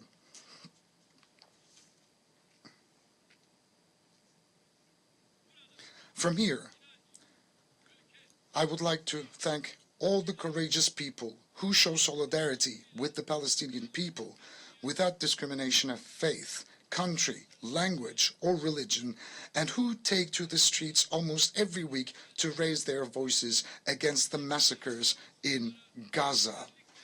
I would like to especially thank the university students and the youth. Distinguished delegates, unfortunately, in the 14th year of the conflict, Syria is still far from stability. The economic and humanitarian situation in the country, in the grip of terrorism and separatist organizations, remains dire. On the basis of UN Security Council Resolution 2254, we hope to advance the political process and achieve national reconciliation. We are determined to sincerely pursue our position in favor of a realistic dialogue. We are very sincere in that regard. Our neighbor Iraq, while continuing its fight against terrorism, is taking decisive steps towards development, reconstruction, and reintegration with its region. And the international community must support Iraq's efforts. In this context, it is important to implement initiatives such as the Development Road Project, which will benefit the entire region on a win-win basis.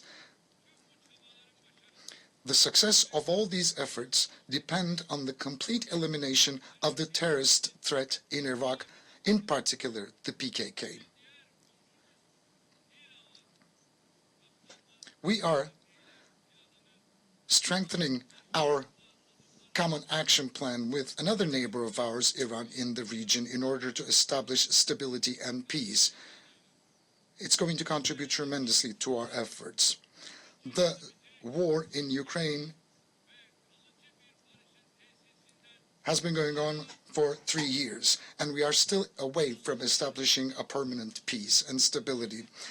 As the arms race accelerates, the space for diplomacy is shrinking.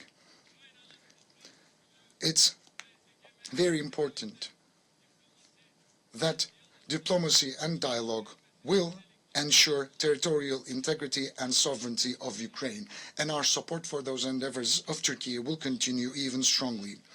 And again, during this process, we are determined to implement the Montreux Convention on the Straits. We will rigorously implement the Montreux Convention. We support the peace process between Azerbaijan and Armenia and hope that this process will be concluded as soon as possible with good news. We support continued high-level contacts between the two countries. And we are focusing on dialogue. Türkiye and Armenia, we are also taking positive steps on that track too. Progress in the Azerbaijan-Armenia peace process will have a positive impact on the Turkey-Armenia normalization process. Dear friends, we play a constructive role for the prosperity and peace at the Balkans, of which we are an integral part, and we act in close cooperation with all actors in the region.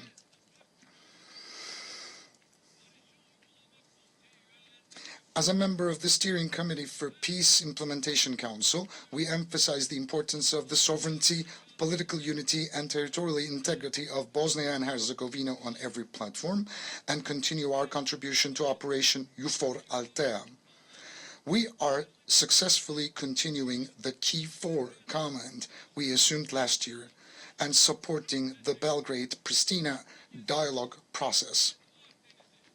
We want to see the Aegean Sea and the Eastern Mediterranean as a zone of stability and prosperity where the legitimate interests of all the parties are concerned can be respected.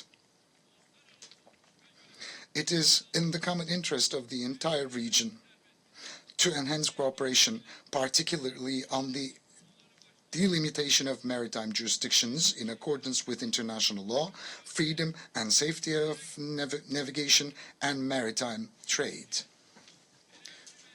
International maritime law encourages cooperation between littoral states in closed or semi-closed seas, such as the Aegean Sea. Turkey is ready for constructive cooperation on all issues, especially in energy and environment. We have the longest coastline in the Eastern Mediterranean, and Türkiye's key role is undeniable. Türkiye has legitimate rights and authorities in the western part of the island of Cyprus, while the Turkish Cypriots have legitimate rights in the areas around the world. It has been 50 years since the Cyprus peace operation and 61 years since the Cyprus issue emerged as a result of the Greek Cypriot usurpation of the partnership state.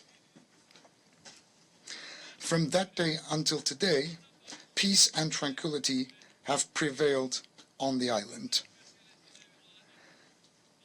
It was always the Turkish Cypriots and Türkiye who put forth the sincere will to bring about a just, lasting, and sustainable solution to the Cyprus issue. The federation model is now completely outdated, and we fully support the vision of a two-state solution with two different nations put forward by the Turkish Republic of Northern Cyprus. The sovereign equality and equal international status of the Turkish Cypriots, which are the vested rights of the Turkish Cypriots, must be re-registered and the isolation must end.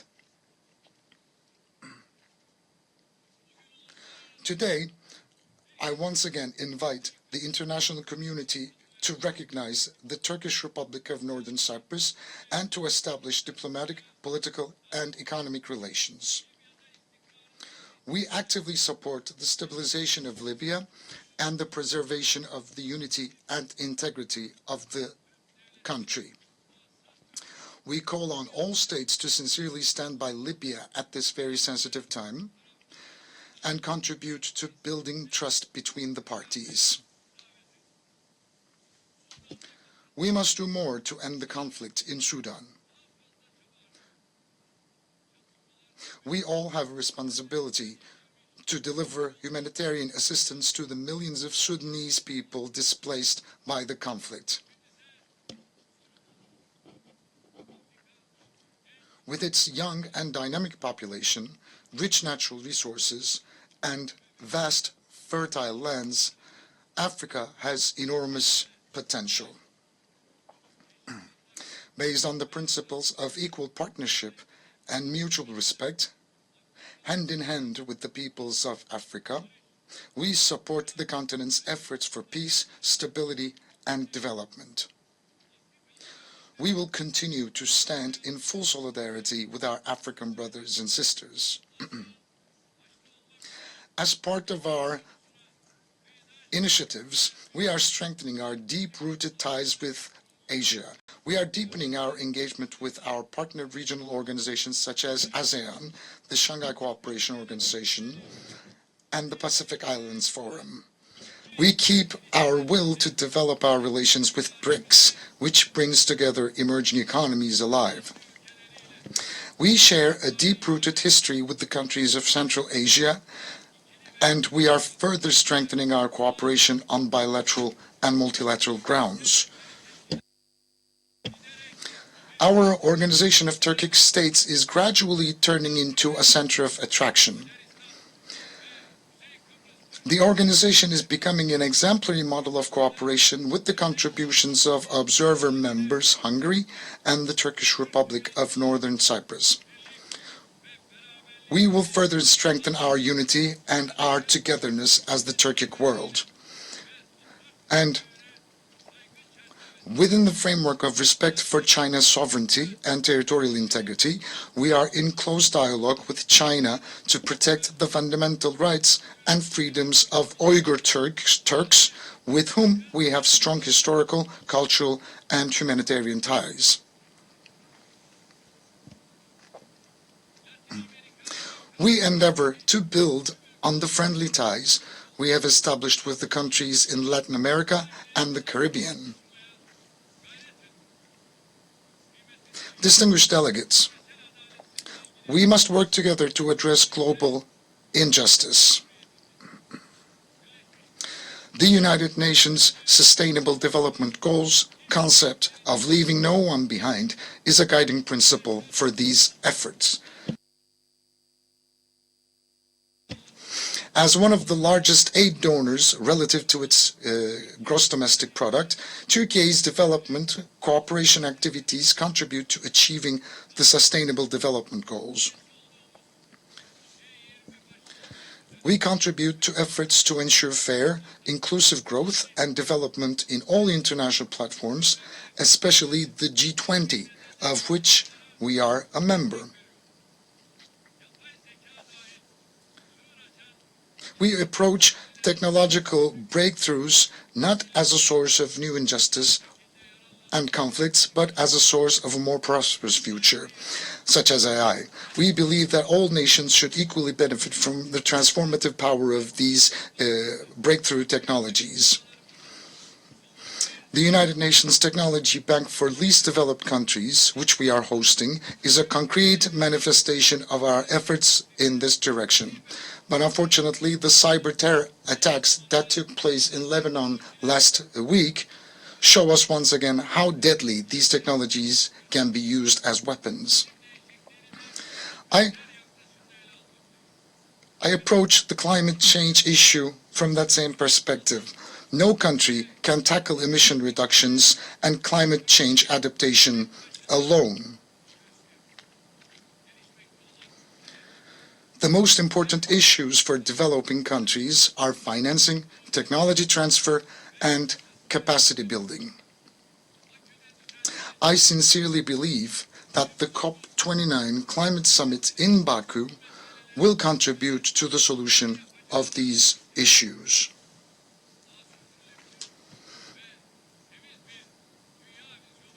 At the summit, we expect to launch important additional initiatives and unveil our long-term low-emission development strategy and the zero waste initiative that became a reality under the auspices of my spouse, Madam Emine Erdoğan.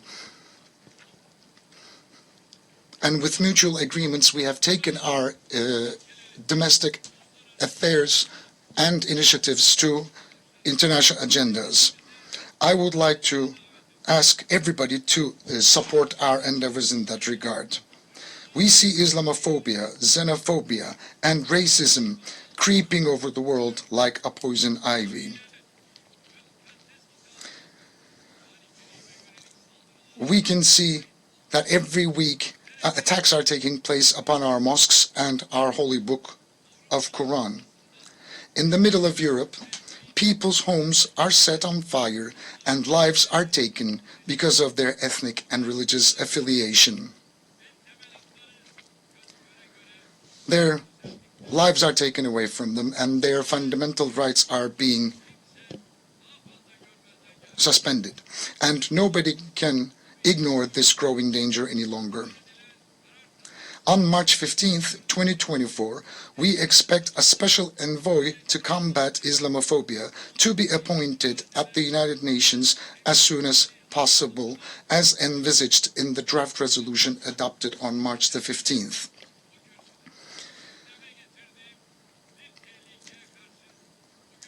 Today, I would like to draw your attention once again to the danger that I raised last year on this podium. Attacks on the institution of family, the pillar of society, are increasing. The disgrace staged at the opening of the 2024 Olympic Games has revealed the extent of the threat we face as humanity.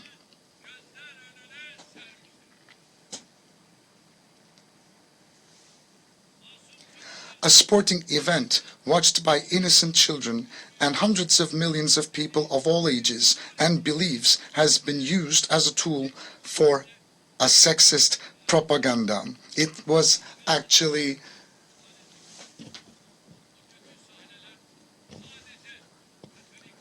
a parade of bad scenes. Those disturbing scenes of evil have wounded not only the Catholic world, the Christian world, but everyone who respects the sacred values. The issue of desexualization is no longer an orientation, but a global imposition. It literally became a war against the sacred and human nature. We are facing a multidimensional, comprehensive, and ruthless project of destruction, who are speaking out and who are reacting to this evil. Anyone who raises a voice for this annihilation project is silenced and targeted by lynch campaigns. And Türkiye is determined to break this siege and resist the climate of fear. To this end, we became a member of the United Nations Friends of the Family Group. Inshallah, God willing, together with other member countries, we will not hesitate to defend the family, the human being, and the human nature. I invite all the countries that share our sentiments to shoulder this struggle. With these thoughts in mind, I wish that the 79th General Assembly will be auspicious for all humanity. I greet you all once again with love and respect. May peace be with you and may you remain in health.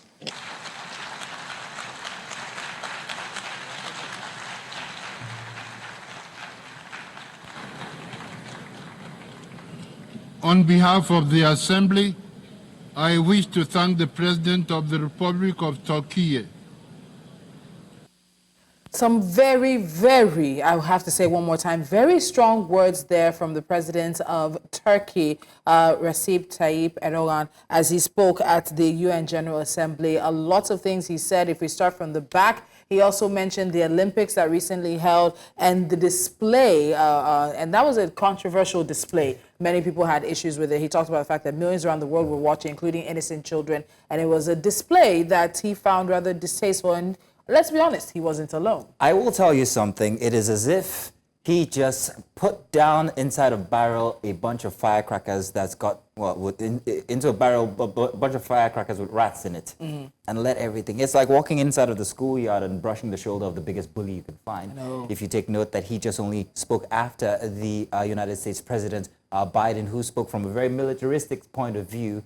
And if you're coming from the very neutral point of view of the Brazilian president as well, this is like, if he's on one side of the divide, the Brazilian president is in the middle, and then America is on the other side. It's a very diplomatic way of saying, I dare you, we're going to do this, and we're going to say our mind. And I found it very, very, very fiery, even if he was very calm in his delivery. He was. So Adeshawa Josh, New Central correspondent, is standing by to join this conversation. She's with us now from Turkey. Adeshawa, I know you were listening. The president of Turkey did not hold back. He took on Israel. He took on the situation in Gaza. He, of course, mentioned the supports, calling Israel, basically saying that Israel was conducting ethnic cleansing, a genocide, and an occupation as well, and that the coercive measures against Israel should be put on the agenda. Also now at the end, talking about the Olympics as well. Looking at all the things that are happening, what do you make of his speech? I couldn't agree more with both of you. President Recep Tayyip Erdoğan is very much so the kind of person you've seen on stage today. He's unafraid to say his mind, is unafraid to go against the powers that he is very much direct, especially when it has to do with the interests of his country. As you can see, he, so far among the speakers today, has been the only one who painted a very graphic and very painful, and if not precise, image of the situation going on in Gaza, a couple of miles away from Turkey. He, according to his most popular mantra, which is the world is bigger than five, he always says, and he's referring to the United Nations Security Council, that has just 5 members. He and a couple of other people over the years have said that Security Council needs to be expanded to reflect the current realities of the world, especially because the Charter of the United Nations has not been reformed in recent times. The UN itself will be 80 years next year. And according to the Brazilian president, if I may quickly digress a little, he said we've never seen a female president of the United Nations Secretary General. So President Erdoğan is very much direct in that sense of it. And I'll give you a quick background to why it is like that. Turkey is surrounded by these countries, Iran, Iraq, Afghanistan. A couple of miles down the road, you have Syria, and not too far away, you have Lebanon. And then you have Israel.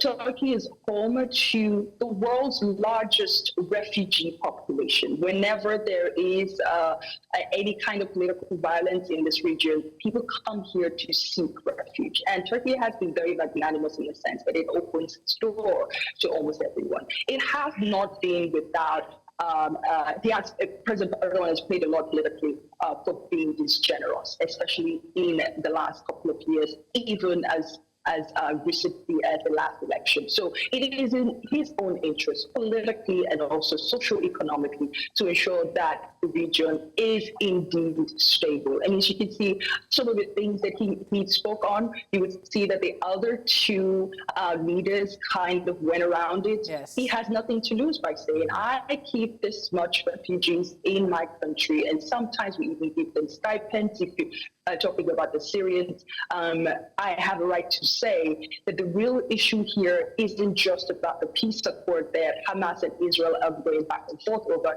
It is about the disregard of the 1947 two-state solution that has allowed Israel to occupy several spaces in Palestine that has actually led to Hamas attacking Israel on October 7th. And the attack, not in any way justified, as you have heard over and over again, but you can understand why Turkey will take the kind of stance it has taken so far on the stage at the UN General Assembly. So you've said that he's not he's not shy in calling people out, because let's be honest, he had some very direct attacks. He had words for the U.S., words for Israel, words for people aligned with the U.S. and Israel as well, and that's quite interesting. I want to know, since you covered Turkey for a number of years now, is that also a sentiment that the Turkish people also share as well? The sentiments around LGBTQ, the conversation around, of course, calling Israel or calling the war what it is, or even pointing out the hypocrisy of the West and the hypocrisy of Western leaders as well when it comes to the Israeli situation. Is this a sentiment that the generality of Turkish people share? I think in the Turkish society, you will find that the society is not monolithic in its ideas. There are people who strongly support what President Erdoğan believes, and there are people who don't care, and there are people who basically disagree with him. And we want the rest of the world to acknowledge our place on the map and in the world. Just earlier this year, we saw that the UN says it is now fine and ready to acknowledge Palestine as a country and to welcome it into its fold. And you also heard President Erdoğan saying, the time is now. You have no time to waste any, because as soon as you do that, what you're saying is you are ready to go ahead with a two-state solution that would hopefully put Israel in a bind to say, actually, you have to respect the territorial integrity of the country called Palestine. Now, it's still, a lot of people still regard it as a territory and not really a country. Adisho, I noted something that the president there actually tried to pass across. It was a very human angle direction that he came from everything. Regarding Gaza, he talked about the fact that bread is something that is very, very hard to get now, as all the bakeries have been destroyed. He talked about health, the fact that people are now susceptible to so much disease. He also talked about shelter, how the houses are not habitable anymore.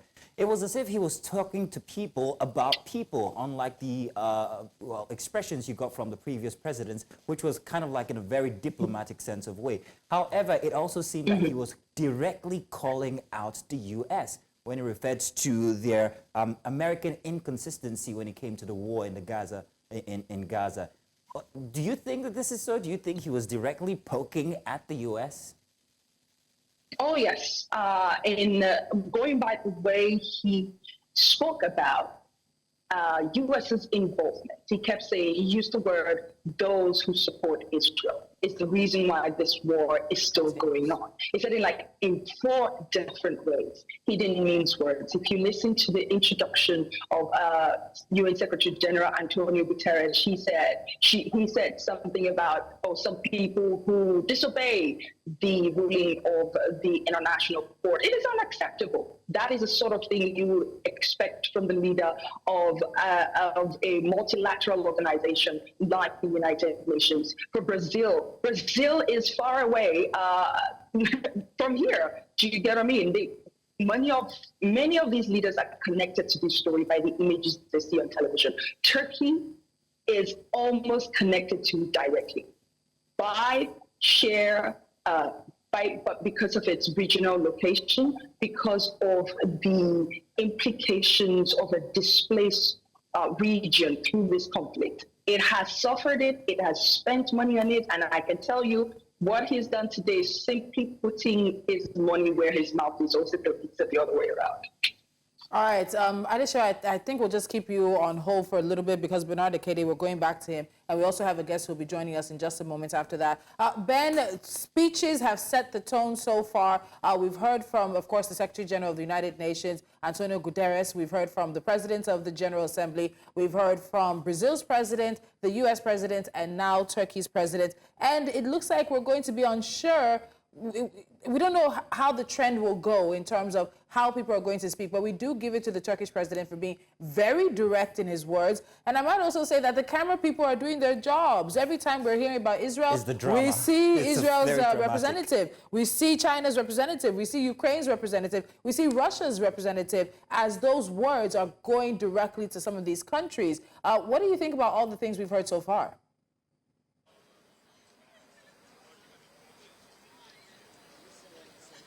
Well, just like you said, and just like Adeshawa also re-echoed, we could see that the Turkish president basically hammered on the issues directly.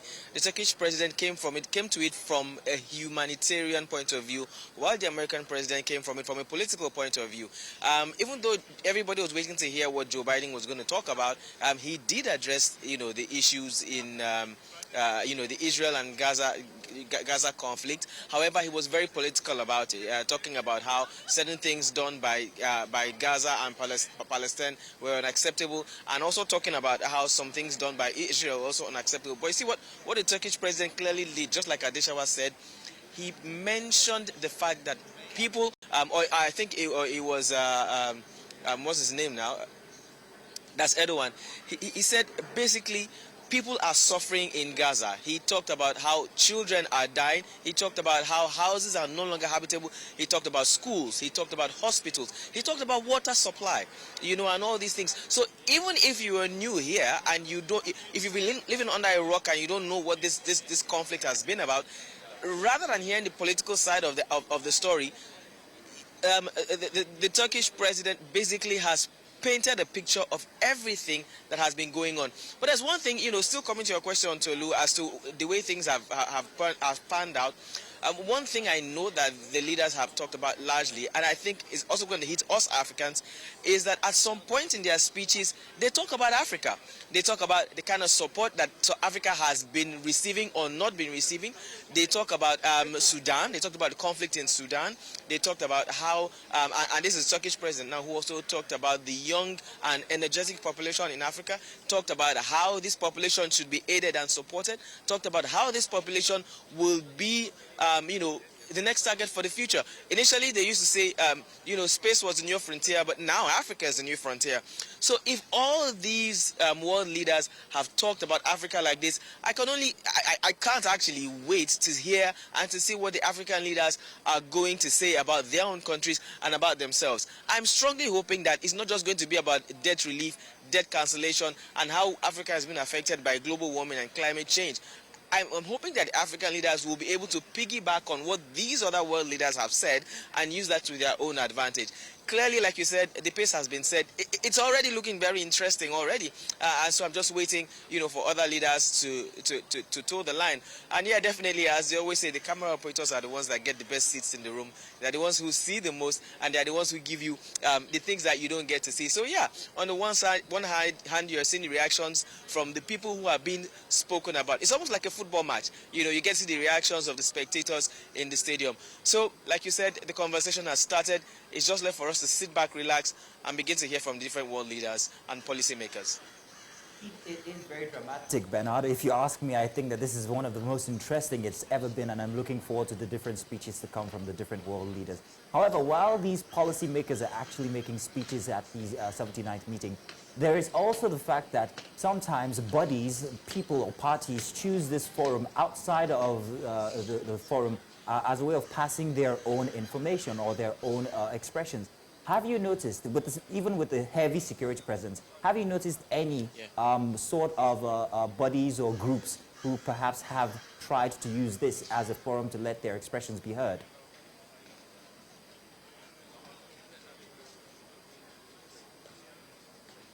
Yes, so yesterday we heard from here, we could hear from a distance, certain groups that were chanting. I mean, it was quite far, so we couldn't exactly make out what they were saying, but they were chanting, certain songs of solidarity. I suspect that they were, in support of Gaza and complaining about, Israel's involvement or what Israel has been doing in Gaza and Palestine. We also saw some people carrying placards talking about, religion, some placards saying God is the greatest, Jesus Christ is the King of the world. There's also that part. There were some who were also holding placards talking about abortion rights, talking about women's rights. There's all of these begin to happen during these kind of events, particularly during the United Nations General Assembly. I also did mention that there's a group of Nigerians who said that they were also going to come out to give some kind of gentle protest to push their own agenda. They're not out yet, but we definitely will keep our eyes to the ground and our ears to the ground to see when they come out, what it is they'll be talking about, and to hear from them. Remember again that Nigeria is going to be speaking today. Our dear President Bola Ahmed Tinubu will not be speaking. Kashim Shettima, the Vice President, will be the one representing him. So I think that's the reason why they have said that they'll be out today. Hopefully, we'll be able to catch them when they do speak. They wouldn't be within these premises, but somewhere further down along the road. So hopefully we'll be able to catch them, and then if there are others, we'll be able to reach out to them as well. But so far, so good. As at yesterday, those were the about 3 or 4 groups whom we were able to see and hear trying to push out their own, their own complaints, basically. All right, I want to bring Adeshewa back into this conversation. Ben, this question will also go to you as well. The theme for this year is the summits of the future. But Adeshewa, when we look at the speeches we've seen so far, even the President of the United States did, of course, say that we are yet at another inflection point. Is this also a conversation of relevance? Is the UN facing a crisis of relevance in today's world? I know that the Secretary General, Antonio Guterres, has spoken about it time and time again. We have the war in Ukraine, we have the war in Sudan, we have the war in Palestine as well. There are a number of issues around the world that it just seems that the intent and the aim of the United Nations is not able to address. Is the United Nations also facing a crisis of relevance? I'm going to take it from the speech that the President of the United States gave, President Joe Biden. He actually dug into his experience, not just as the President of the United States, the most powerful country in the world, but also as an 81-year-old elder statesman who is still in the game, right? He talked about his experience and also the fact that he was part of the policies that shaped the world during some of the most difficult times. Speaking of the Vietnam War, all the way down to the apartheid in South Africa, and a couple of others like that. And he said he's seen it all. And he said, look, there is hope. And that he refused to see the world as bleak, as crumbling, and that it can actually get better. There would be people, and I wish I saw the camera reaction. I wish I saw the camera reaction. People just typically rolling their eyes and saying, 81-year-old man, the world is about to break. But then he goes, no, there is still hope and peace, because some of these, so there's still hope and peace that could be achieved because it happened before and it can happen again. But then he quickly gave a caveat, which is the future then now depends on some of the decisions that we begin to take now. And it's quite ironic because most of those decisions revolves around the leadership of the United States. A lot of international experts have commented on this pertaining to the war in Ukraine, pertaining to the ongoing conflict in Gaza. They believe that the United States could actually do better than it is currently doing in terms of its policy towards some of those conflicts. Whether or not that is true, it is left for history to decide. The UN, of course, needs to be, the UN Charter needs to be upgraded. It's going to be 80 years next year. And as you heard the president of Brazil, Lula da Silva, say, it's incredible that some of the laws that we wrote to guide and shape the world before the world that shaped colonialism and its aftermath is still what we have here. How come we don't have any African country on the United States Security Council? There have been people saying that, oh, we support the membership of an African nation or a developing country in the United Nations Security Council. But it has been years that the conversation has been going on. So some of the laws, some of the policies, some of the guidelines of the United Nations Security Council is no longer effective to tackle some of these current day situations, conflict scenarios that we have. And that is why some will argue, that is why the UN, it looks like the UN is quickly becoming a toothless bulldog in terms of fixing, in terms of mediating, in terms of peacekeeping. You heard Antonio Guterres saying, our peacekeeping mission in the world, they don't even know, they're not keeping the peace. They don't have any peace to keep anymore because everything appears to be going wrong at this time. It is probably because something needs to be fundamentally changed in the charter. Ben, the same question to you. You're on ground there. We did speak earlier about sort of the sentiments around the UN General Assembly now. Is there a conversation, maybe in hush-hush tones or happening on the sidelines, about the continued relevance of the United Nations in today's world, in this time and stage as it may be?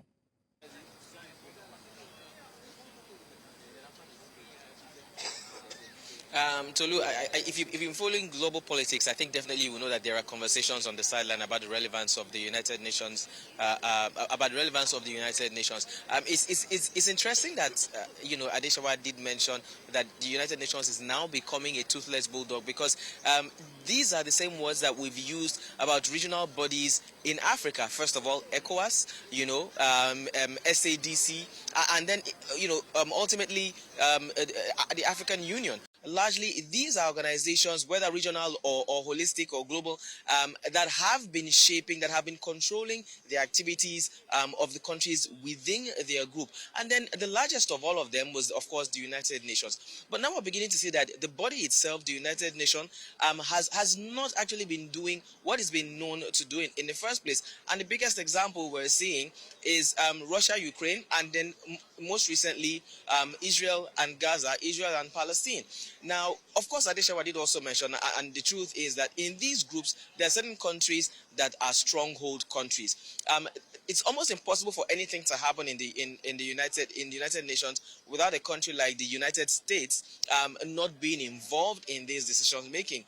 And if that be the case, it means that there is very little that the United Nations can do if the United States doesn't budge.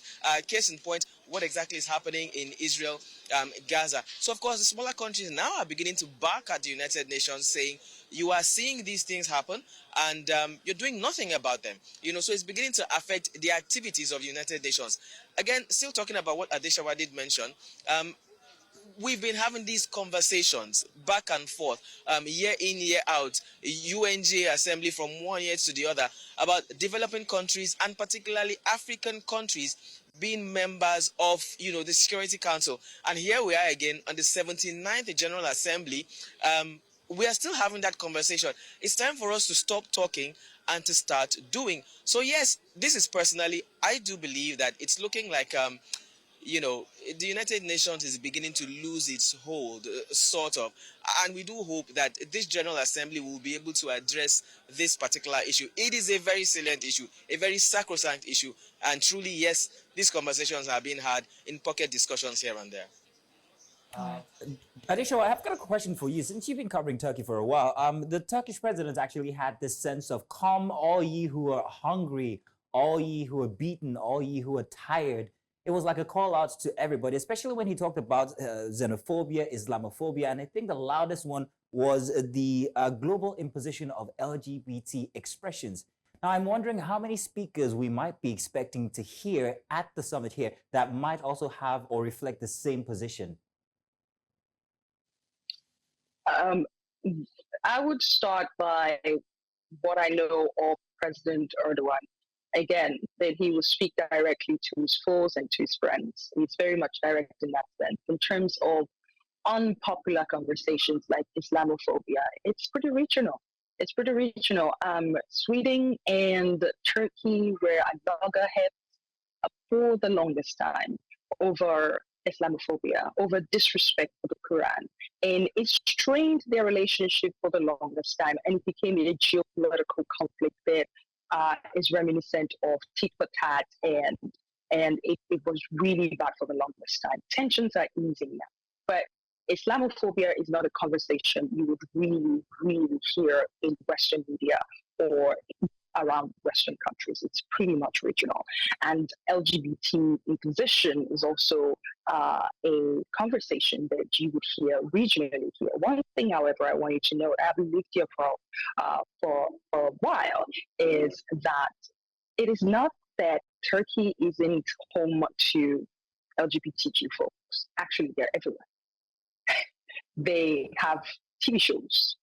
They do their stuff free. They're very much free. What you would not do is to characterize the country or associate the country on a national level with such things as LGBT or anything that is described or prescribed as excessively liberal and Western. So, at the risk of saying that this conversation is limited to this side and this conversation is very nuclear and you'll never hear it on a global stage or anyone else is not going to come and say it or talk about it, is Turkey is having these conversations internally, and if the fact that he brought it up at the UN General Assembly during his speech, he's trying to say, don't come to us to tell us what to do when it comes to religion and when it comes to our way of life. You will come and you will respect it. Unlike you would see that sometimes some of these policies are listed as conditions when you go to other equally religious Islamic countries, but in developing world, when you have, certain multilateral organizations going and saying and demanding some kind of obedience to these policies, or like a condition for an exchange of service. So we may or may not see, I cannot say for sure, other countries talk about Islamophobia or such thing as LGBTQ issues. But these are issues that Turkey finds very annoying, and annoying enough to come on a global stage like the UN General Assembly to speak about. That from the remarks of the president. Adeshewa Josh, we're going to let you go now. Thank you so much for joining us from Istanbul, Turkey. We look forward to, of course, more conversations as the UN continues this week. Thank you so much. All right, so we are expecting another guest to join us very shortly, but we'll keep the conversation going with Ben. It's an interesting day. We are winding things down at our end. We're also expecting Nigeria to speak. We're going to be represented by the Nigerian Vice President Kashim Shettima, not President Tinubu at this year's General Assembly, but rather the Vice President. We're also looking forward to hearing from the South African President today, Cyril Ramaphosa. Tomorrow we'll hear from the Ghanaian President. But this lineup that we have and sort of how we're hearing African countries speak, the very first African country will be South Africa. Do you expect in some way to hear a bit of the forcefulness or a bit of the directness we've been hearing from many of the speakers or the previous presidents? And I know that Ramaphosa has often used the United Nations General Assembly stage to talk about debt forgiveness, to talk about the treatment of Africa and Africa's finances as well. Ben? Well, Tolu, sadly, I think we're going to see the same and hear the same thing. I did mention earlier that a lot of African countries have been talking about debt forgiveness, and I'm hurt that we are still here when it comes to African countries. Now, just before Adeshewa left, she talked about Turkey and the Turkish president, Erdoğan, standing his ground, saying that we are, that's speaking about his country, a sovereignty, a sovereign nation, and that no organization, no other country can come there and, strong arm them or arm wrestle them into doing things that they don't want to do, talking about things like LGBTQ, talking about things like Islamophobia, However, you see that the same cannot be said about African countries. And it's for reasons like these that African countries cannot say things like that. African countries have been going cap in hand to organizations like this, to gatherings like this, to ask for things like debt forgiveness, things like debt relief, things like support, things like reparation of African artifacts that have been stolen, to ask for compensation for things that have been done in the past. We hardly hear African countries talking about going forward, and when we do talk about going forward, when you weigh the conversation, going forward most times is not up to 50% of the conversation. Most of it is about debt relief, debt forgiveness, and what we can get. So until African countries begin to talk about what they can give, as regards what they can get, African countries still will not be taken so seriously. Unfortunately, I have to say. However, I'm hoping that this conversation will change when it comes to this year's United Nations General Assembly. We've heard the president, other presidents who have spoken, talking about how great Africa's potentials are. I'm hoping that the presidents of African countries, like I said earlier, would piggyback on that conversation and truly reinforce the conversation about the greatness of Africa's potentials, what Africa can bring to the table. Again, raising their voices about how African countries and other developing countries can become part of these great conversations, particularly being part of the Security Council of the United Nations, of United Nations. That is where I'm hoping that the conversation from the African leaders should go to. But then again, we're going to have to wait for South African president, who will be the first African president to speak from the continent. We'll wait to hear what he'll have to say, and we'll hope that he'll be able to raise his voice for the continent. And after that, of course, we're going to have our own representative. You did mention Kashim Shettima, the vice president of Nigeria. Look, Nigeria is Africa's largest economy, most populous nation on the continent. We do expect that, there will be some strong voices coming out from the Nigerian corner. So let's wait again, wait and see what the conversation is going to be about. All right, then. Thank you very much, Bernard. We'll be talking with you as we go. But for now, we are going to be joined by Ejike Okpa. He's a global affairs analyst, and we're going to be talking about some of the speeches and expressions that we've heard from the meeting, the UN General Assembly. Ejike, you're welcome. Thank you very much for joining us. Well, thank you for having me. So I think my first question, we've heard 3 or 4 presidents speak now. Has anybody's speech in particular stood out to you so far? Nobody's speech. Excuse my expression, and the UN gathering is a jamboree. Every year, you get people that show up and they have their 15 minutes of fame and they say things, and then they go back to their country and still deal with the domestic issues. No country is at peace. Literally, living in America, we have a lot of social economic issues. So when they get on that UN thing and they say the things they say, I just shake my head. I say, these people are not real. A lot of the conflict in the world is caused by developed nations. The borrowing things, when Africans, when people lend you money, they expect you to grow. So all the loans have been made to African countries. Has any African country emerged? But the annoying thing is that 28% of member nations in the UN are African nations. All you have to do is say, we're not going to participate anymore. Sometimes you have to call the bluff. Sometimes you have to stand your ground, say, we're not going there. And then I think with the technology, what African, we should even be gathering in UN, because that enables the UN economy. New York. Do this thing digitally. Let every president sit back at home and say whatever it is they want to say, and then we'll be done with it. All this traffic to New York is not necessary. And the UN as an organization hasn't been successful in quelching any dispute in the world.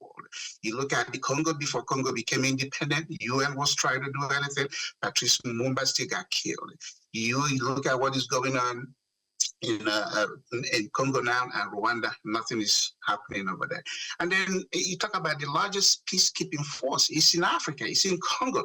How come UN don't have a peacekeeping force between the Israelis and the Palestinians? Because Israel said, heck no, you ain't gonna do it, and America backs them for doing that. So when you have all these countries having conflict, they don't manufacture the weapons are supplied to them by developed nations. Whether through some illegal channels, that's how they get the weapons. So if they are really sincere about ending all this conflict, they should stop sending arms to countries that are starving, but who are willing to fight each other, because those countries, there are factions, either the West supporting this faction or the other part supporting the other faction. America is responsible for a lot of the things going on in the world, and they are not sincere about coming to terms with it to say, hey, we're not going to do this anymore. So the UN thing, if not for you guys wanting me to be on this show, I don't watch it. I don't watch the General Assembly. I have been here 37 years. I don't have any respect for UN. You could make a woman the next UN Secretary General, just like Africa has had 2 native Africans, Boutros Ghali of Egypt and Kofi Annan. What has Africa gotten for that? It's a toothless bull in a toothless organization that have no effectiveness in doing anything. Look at Rwanda. Have you ever heard about the Rwanda genocide of 1994? That's 30 years ago. That American ambassador was there, UK ambassador or high commissioner was there, and this still happened. So these things are not, they don't happen out of imagination. They are real, and we need to confront it. But I think the African nations that go over there look like children or poor peoples, begging. Why are you begging? The money that the war sent to you was not wired to you by God. make your currencies work and resist this temptation of running to the Western European countries and begging and pleading. It's a total disrespect. I mean, is it Tinubu that has respect? Is there any African leader in the world that if they take the stage, people listen to them? Nobody. Not the South African guy, not the guy in Egypt, not the guy in Kenya. So how come? We're looking forward to having some of these discussed when His Excellency Kashim Shettima actually has a speech later this evening. And we're going to keep you on because I want to ask you certain questions regarding that and how much support he might get if he chooses to talk about governance or maybe lack thereof of support. But let's go to Bernard, who's on standby now, and I hear that he's going to be speaking with Right Honorable Amobi Godwin Oga, who's the House Committee Chair on HIV/AIDS. So let's go to Bernard, who is right there, and will be giving us this very interesting interaction. Bernard, it's over to you now.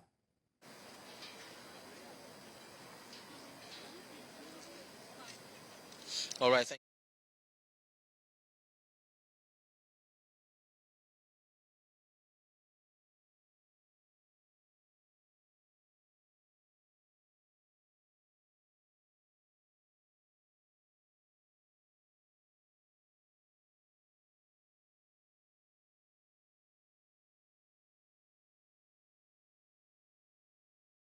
President here talk about the contribution of the United States to Africa in terms of several diseases. We know about 700 million vaccines they said were donated to African countries for COVID.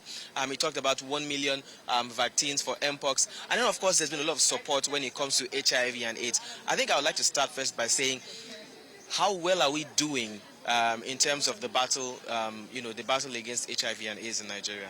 Yeah, I think by special grace of God, Nigeria have been doing wonderfully well because the number of the patients with HIV have really reduced drastically over the period of time.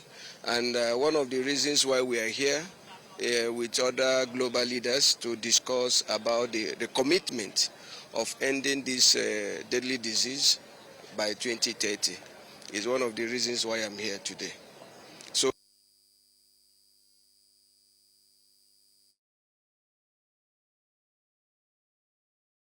that democracy is a necessary condition for progress and for well-being.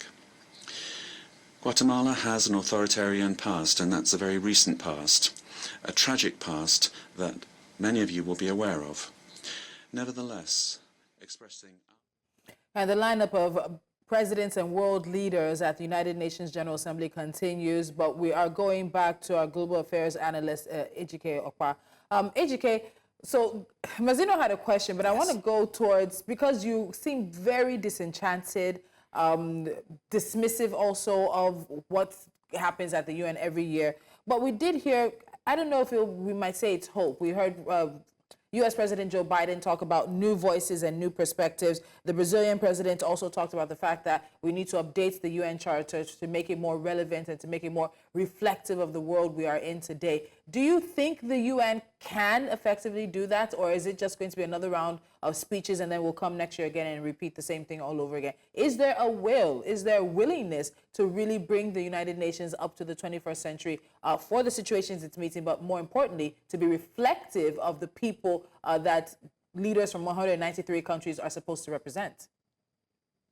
You know, your concluding statement is right on. The thing again is UN, when it was established in 1948, how many African countries were independent? I think somebody in his speech said about 51. But here we are 79 years down the road, you know, no African country. You have 3 European or 4 European countries. You have France, you have China, you have Russia, you have UK, you have US. There's not even a country in the Latin American side of it. So again, it's like you are a member of your organization. When the charter was written, you were not even considered a nation. So why don't you revolt? Why don't you stand up and say, we want this thing done? There should be, for each continent, is 7 continents, 1 country per continent. That's it. Or you dissolve that 5 permanent members, and then the, what I said, the feel-good 2-member, 2-year term non-permanent members. I mean, if you look at the members in the non-permanent membership, they are poor countries. You don't even have a muscle. You don't even have a voice. So what it takes is all these 5 permanent members to just say something and nothing happens. And then you look at the money part. Who gives the most money to UN? It's the US. And so he who pays the piper dictates the tone. He can't overlook that monetary strength that U.S. wields. But what I'm saying is that if we want to talk about this global village and be sincere about it, let's trade in one currency. When you lend money, it should be a standard. The interest rate should not be more than 1% if you really want to invest and partner with countries to see them emerge. But they like the crisis in those countries because the crisis in those countries enables immigration. If the Western world, if we were to trade in one country, the Western economy would collapse because people will have no reason to leave their country to come to, go to America or China, India, Canada, or anywhere. But they won't do it. They need the human body. They need the human capital. So they cause all this confusion in those countries, and then people leave. And then, they turn around and go to UN, we're going to do this hope.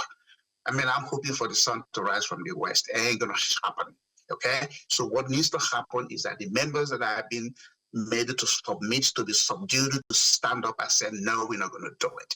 If AU is a strong thing, they should pass a resolution saying no African country should attend any UN General Assembly again until certain things are done. Ejike, once again, I'm going to have to cut you because we still have Bernard on standby, who's still having that interview with Right Honorable Moby Godwin. Bernard, if you're there, we're coming back to you now. What we're supposed to do, that is the issue. That is the major problem. Okay.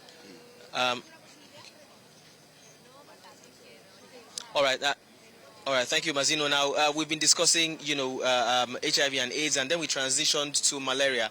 And the Right Honorable has been telling me about the challenges that Nigeria has been having in terms of fighting malaria. I had asked him about the vaccine, the malaria vaccine. Like you do know, the vaccine is still in its testing stage, and it hasn't gone around the country just yet. And he's clearly stated that there's a lot more going on underground than what even those of us in the media, know. Now, I'll gradually be wrapping up the conversation, but I'll still go on. Now, what are some of the things that you said there are things that we need to do before these things eventually see the light of day, in my own terms anyway? What are some of the things that you think the country, the government, and the people need to do for us to see a complete eradication, at least a control of malaria? Bearing in mind again that based on statistics, malaria as a disease kills more people than HIV and AIDS in Nigeria. What should we do as a people, as a government, and as a country in general? It's all about commitment. What is the percentage of commitment in fighting for malaria? How much did we put locally in our own budget? Go look at our budget. How much did we put there? We depend mostly on these foreign aids, on virtually all the diseases. So that commitment is what we are talking about. And that is the purpose I'm here. And that is why the global leaders, we gather around one today to talk about these diseases. What is our commitment towards it? So I believe that the government of the day, like I said, need to really commit on these issues because it's really affecting even the economy of the country. Because the average person in the society that suffers malaria, the cost of malaria drug. Somebody that earns 70,000 naira to treat malaria will cost not less than 50,000 naira. So how much is left? So it's disease that we must be committed. And that is the essence of our coming here. For us to show sign of commitment in response to all this malaria, all these diseases. I totally agree with you. The current or the recent economic challenges has affected the fight against diseases and the way people in Nigeria can treat these diseases. But finally, before I let you go, generally, what is your expectation from the United Nations General Assembly as regards your own portfolio? Talking about HIV/AIDS, talking about malaria, hepatitis, and other diseases that Nigeria is struggling to defeat right now. Yeah, the one of the major reasons why we are here is for them to hear our commitment to support us more. because if we do our own part, they are ready to support us. I promise you that within the little period I've been chairing that committee, we have been gaining a lot of impact. We have been doing a lot to see something happen better. So, and I know that this meeting will not be a waste for Nigerian government. It's not even just Nigeria sending me, not Nigerian government that brought me here.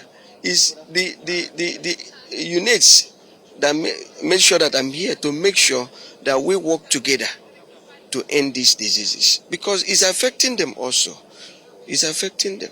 I know I said the last thing, but I couldn't resist bringing this final question. You did say, you know, what you have been doing, what your office has been doing. Could you highlight some of the things that you've been doing to improve the situation in the country generally, you and your office? Yeah, we have been really championing for local funding, because whatever you talk about in terms of eradication is all about funding.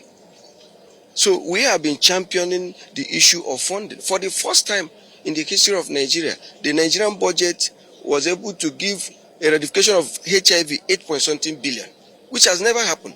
Under my chair as the committee, we are able to achieve that. And we are hoping on the issue of malaria, on this 2025, we are going to at least 50 to 100 billion for malaria. I can tell you, last budget is not something to write home about. Nigeria have not even given malaria 50 million naira. So you can see the commitment is not there. So what we are trying to say is that it's time for us to recommit ourselves and to be sincere in fighting these diseases. Honorable Oga, thank you so much for joining us, and we do hope you know, that you get the attention that you deserve at United Nations General Assembly 2024. Thank you. All right, Mazino Tolu, you have heard from the Honorable. We've heard about AIDS AIDS coming to Africa and to Nigeria concerning COVID. We've heard about monkeypox, but then again, this is just a reminder that there still are other diseases, there are other health challenges that still need to be addressed, particularly malaria in Nigeria. Remember that the malaria vaccine is still in its fresh stages. There's so many African countries that are hoping and waiting to get the vaccine so that we can actually commence the proper fight against malaria in Nigeria. We do hope that the Honorable and his office will get what it is that they need. But before I drop this conversation, again, it's bringing me back to what I mentioned earlier about Nigeria and other African countries still coming to the UN General Assembly seeking support and seeking aid. Several times we've heard that Africa's challenges will be solved in Africa by Africans. And well, I'm hoping that the conversation from this year's United Nations General Assembly would basically focus on African countries and Africa looking for ways to resolve its own problems from within rather than coming cap in hand to seek more support from the rest of the world.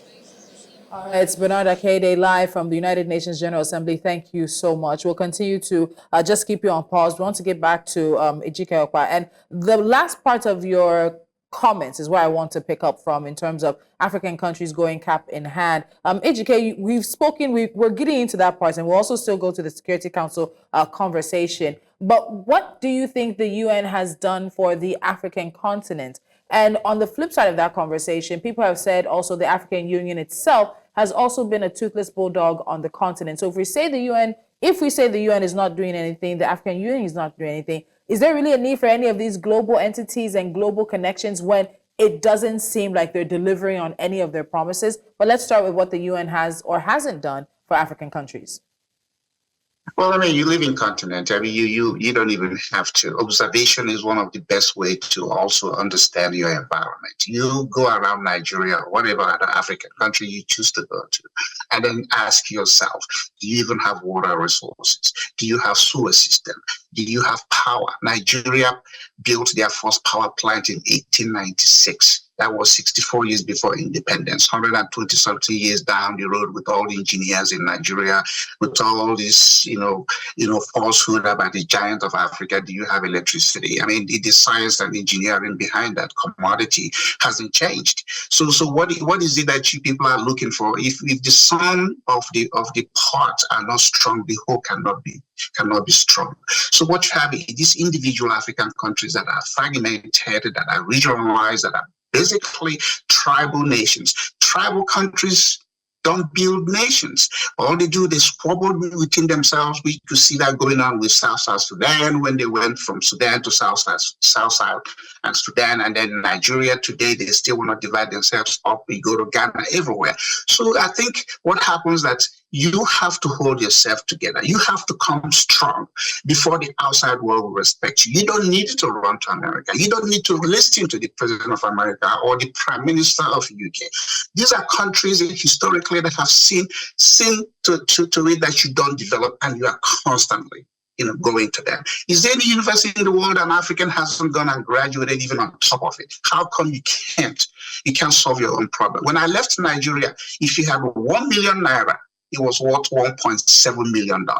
If you're somebody in the financial analysis and you plug in that number, because we know the duration, 37 years, and then you solve for I, the computer will keep blinking until you go to London and come back, because it will give you an extended error. We haven't done our homework. You can go to UN every day. You can make a UN part of your leadership every day. It's not going to do nothing for you, because you have to come in. The foundation of every successful nation comes from the families. If the families that make up the communities that now migrate to the country are not strong, nothing else happens. They talk about malaria. America, we have mosquito in the US, especially in the southern part. I live in Texas, and we have mosquito, but they don't carry the vector that delivers the malaria, illness, because our environment are relatively clean. What gives the mosquito the strength in Africa is the gutter system, the open gutter, the trash. You go to Lagos. I mean, you guys are in Lagos. Look around. So how are you going to think the vaccine is going to do it when the things that cause the malaria is already inborn? We have to take care of our environment. I don't believe in the UN. I don't believe in the African Union. I believe in it. When you are strong, membership in this come one, come off, then doesn't really matter. Countries have to strengthen their resolve. The president of Nigeria should have been the president, and when he gets on the stage, every black person in the world will feel proud and say, yes, somebody's speaking on our behalf. But that's not the case. Look at Tinubu. Anytime he gets sick, he goes to Paris. Do you consider the national security issues that is in there? Or even Buhari was doing it, or Obasanjo himself was doing it. You talk about healthcare budget. If you look at Nigerian healthcare budget, it is about $3 per Nigerian. And you're talking about land of doctors and PhDs, and still is the most sickening country in the world. These things have to be said. I am not being overly critical. I'm a Nigerian. I went to school in Nigeria. I did my youth service before I left. I left by choice. But my God, at 37 years, I look back and I say, what the hell is going on? What did we miss? If I look at the cabinet, both at the state and the federal level, you have more PhDs than you have most university faculties. What are they doing? Well, can we be sincere?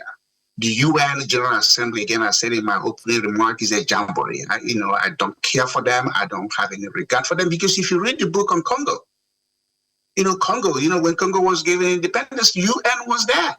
And Patrice Lumumba was still killed. I mean, so many other things. So is it not time, more than 50 years, you have heard this saying, a fool at 40 is a fool forever. Whether that is true or not, but look at it. Nigeria is approaching 64 years of independence, and it's past that 40 years of whatever. Where is Nigeria? Where is Naira today?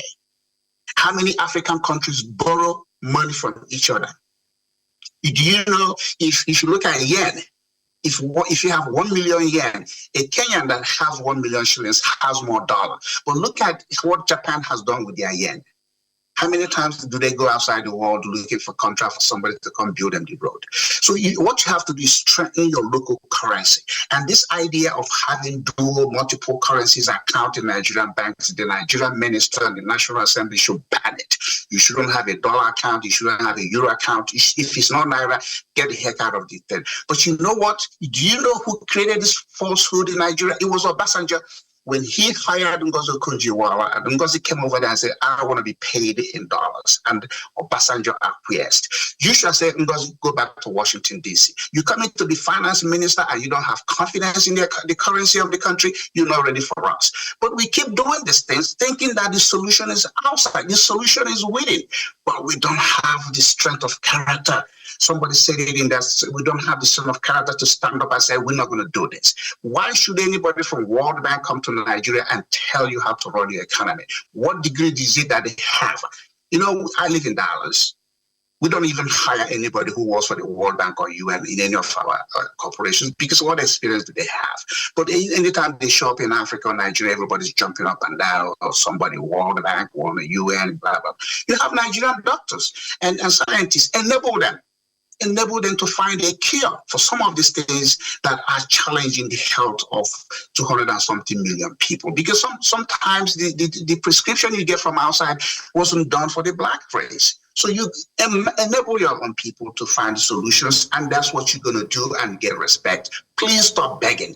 Even for those of you that read the Bible, in the Bible, the word begging is not there. Stop begging. All right, then, Stop Ejike. submitting to the subject. All right, then, Ejike, I'm sorry to cut you once again, but I did leave one question stewing from before, and I'd like to get back to that question, and it's regarding the speech we're expecting from His Excellency Kashim Shettima. Now, if this forum is one where people, world leaders, get to express themselves, what their challenges are with their different countries and what their intentions are, what are we expecting the Vice President to actually speak on? There's a series of subjects that he could talk on. He could talk about the conflicts in Nigeria regarding the North, the freedom of the press. If you understand, recently we were getting some certain kinds of oppression of the press with their duties. Immigration, medical brain drain. You talked about the health sector itself and how bad it's going and why the president has to go outside of the country if he feels, well, a sneeze coming on. Then there's crude oil, which is the biggest thing on our minds right now. And as everybody is experiencing such a crash crunch and still expected to pay so much for petrol. Now, what if he also chooses to speak on governance? How much support by way of head nods do you think he will get if he chooses to talk about the way Nigeria is being governed presently? Do you think much, some, none? You know, he can choose any of those things, but he's still not going to do any good job at it. Okay? Again, every politics is local. So if you want to talk about effective governance that will really impact and improve the standing of the Nigerian, it has to be localized. There are only 37 people important in Nigeria, the president and 36 governors. It's in fact the governors are even worse off because you know what, they run the state like it's just a petty cash operation. They give contracts, they do whatever they want. The state assemblies that have the speakers, well, how many speakers can actually stand up to the governor and say you can't do this? So you come to UN and say they'll just clap for you or ignore you, and then you get your 15 minutes and go away. Like I said, I am somebody. I'm very territorial. I define my boundary. If you like, you come to my house, you want to take my wife, you're gonna have to do it over my dead body. That's what you have to do for your own country. You have to preserve the integrity of your country, and you do it by strengthening local governance and rules and laws. You don't need your neighbor. You don't need your neighbor to come and tell you. When all this, default attitude of let's go to see what is going on somewhere and see what we can copy and paste. You can copy, but you have the will to paste. You know, American model of government is not duplicated anywhere in the world, but you can pick certain things here and there. The Nigerian uniqueness cannot be duplicated by Cameroon, but Nigeria has failed itself because it's not even a regional influence. By now, the Naira should have been the currency of choice for all surrounding African countries, so that if they want to go borrow somewhere else, you match them. And that's what creates wealth. Wealth is created by when you have equity and debt. And the debt is supposed to help you get to what? The generational wealth you're talking about. So we're talking about crude oil. I went to school in Port Harcourt. I was one of the people that acquired the site for the NAFCON, the Nigerian fertilizer thing. And then, when Kaduna refinery was being built, the route from Kaduna, from Port Harcourt all the way. What has happened to those three refineries? Why are you subsidizing import of refined crude? Refinery is not a complicated process. It's not any four-year chemical engineering student can do that. In fact, you go to River State, the Delta area, they're doing it, they're just hitting it up and producing fuel. So what is all this stuff? Don't go there and say it. Just go back and look and say, you know what? Nigeria produces about 2 million barrels of oil a day. How much of that oil do you need to support the local economy? And then the excess is sold. You don't need to import anything. If you want to support Dangote, in fact, what the federal government should do is, if you want to support Dangote, make it a publicly traded refinery. Maybe Dangote keep 35%, and then the other ones are shared amongst Nigerians. So you bring in corporate governance, so that it's not a case of where he is pocketing the money and getting monopolistic advantages, and still at the end of the day, he's not able to run the refinery. And how come that he built a refinery without first securing the supply route? He's bringing oil by batches. Who does that? ExxonMobil refinery in Houston area is about 800 and something thousand barrels a day. Dangote built what? 650,000 barrels. But ExxonMobil supply chain is uninterrupted. But Dangote is going around, will bring me something to do. You should have answered that question before. And Nigeria should have seen the strategic importance of this refinery and said, okay, Mr. Dangote, if you're going to do this, there's going to be a public-private partnership. We'll supply you the crude at a discount of what we would have sold it on the international market. And that discount factor is transferred to the Nigerian so that they can do what? Buy fuel at a cheaper rate. That's what the Middle Eastern countries do. So why are you saying you are one of the giant oil producers at the same time people are suffering in Nigeria? Okay. Transportation is a significant part of an economy.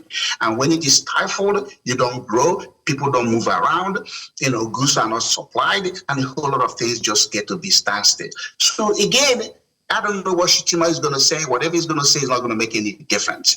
But the point is, the Nigerian people, you need to engage your government. All this, Your Excellency. When I met Obasanjo one time, everybody was saying, Your Excellency, Your Excellency. I said, Mr. President, how are you? Say, Ejike, why are you not saying Your Excellency? I said, what is excellent about Your Excellency, Mr. President? Answer the question. What is excellent about Your Excellency?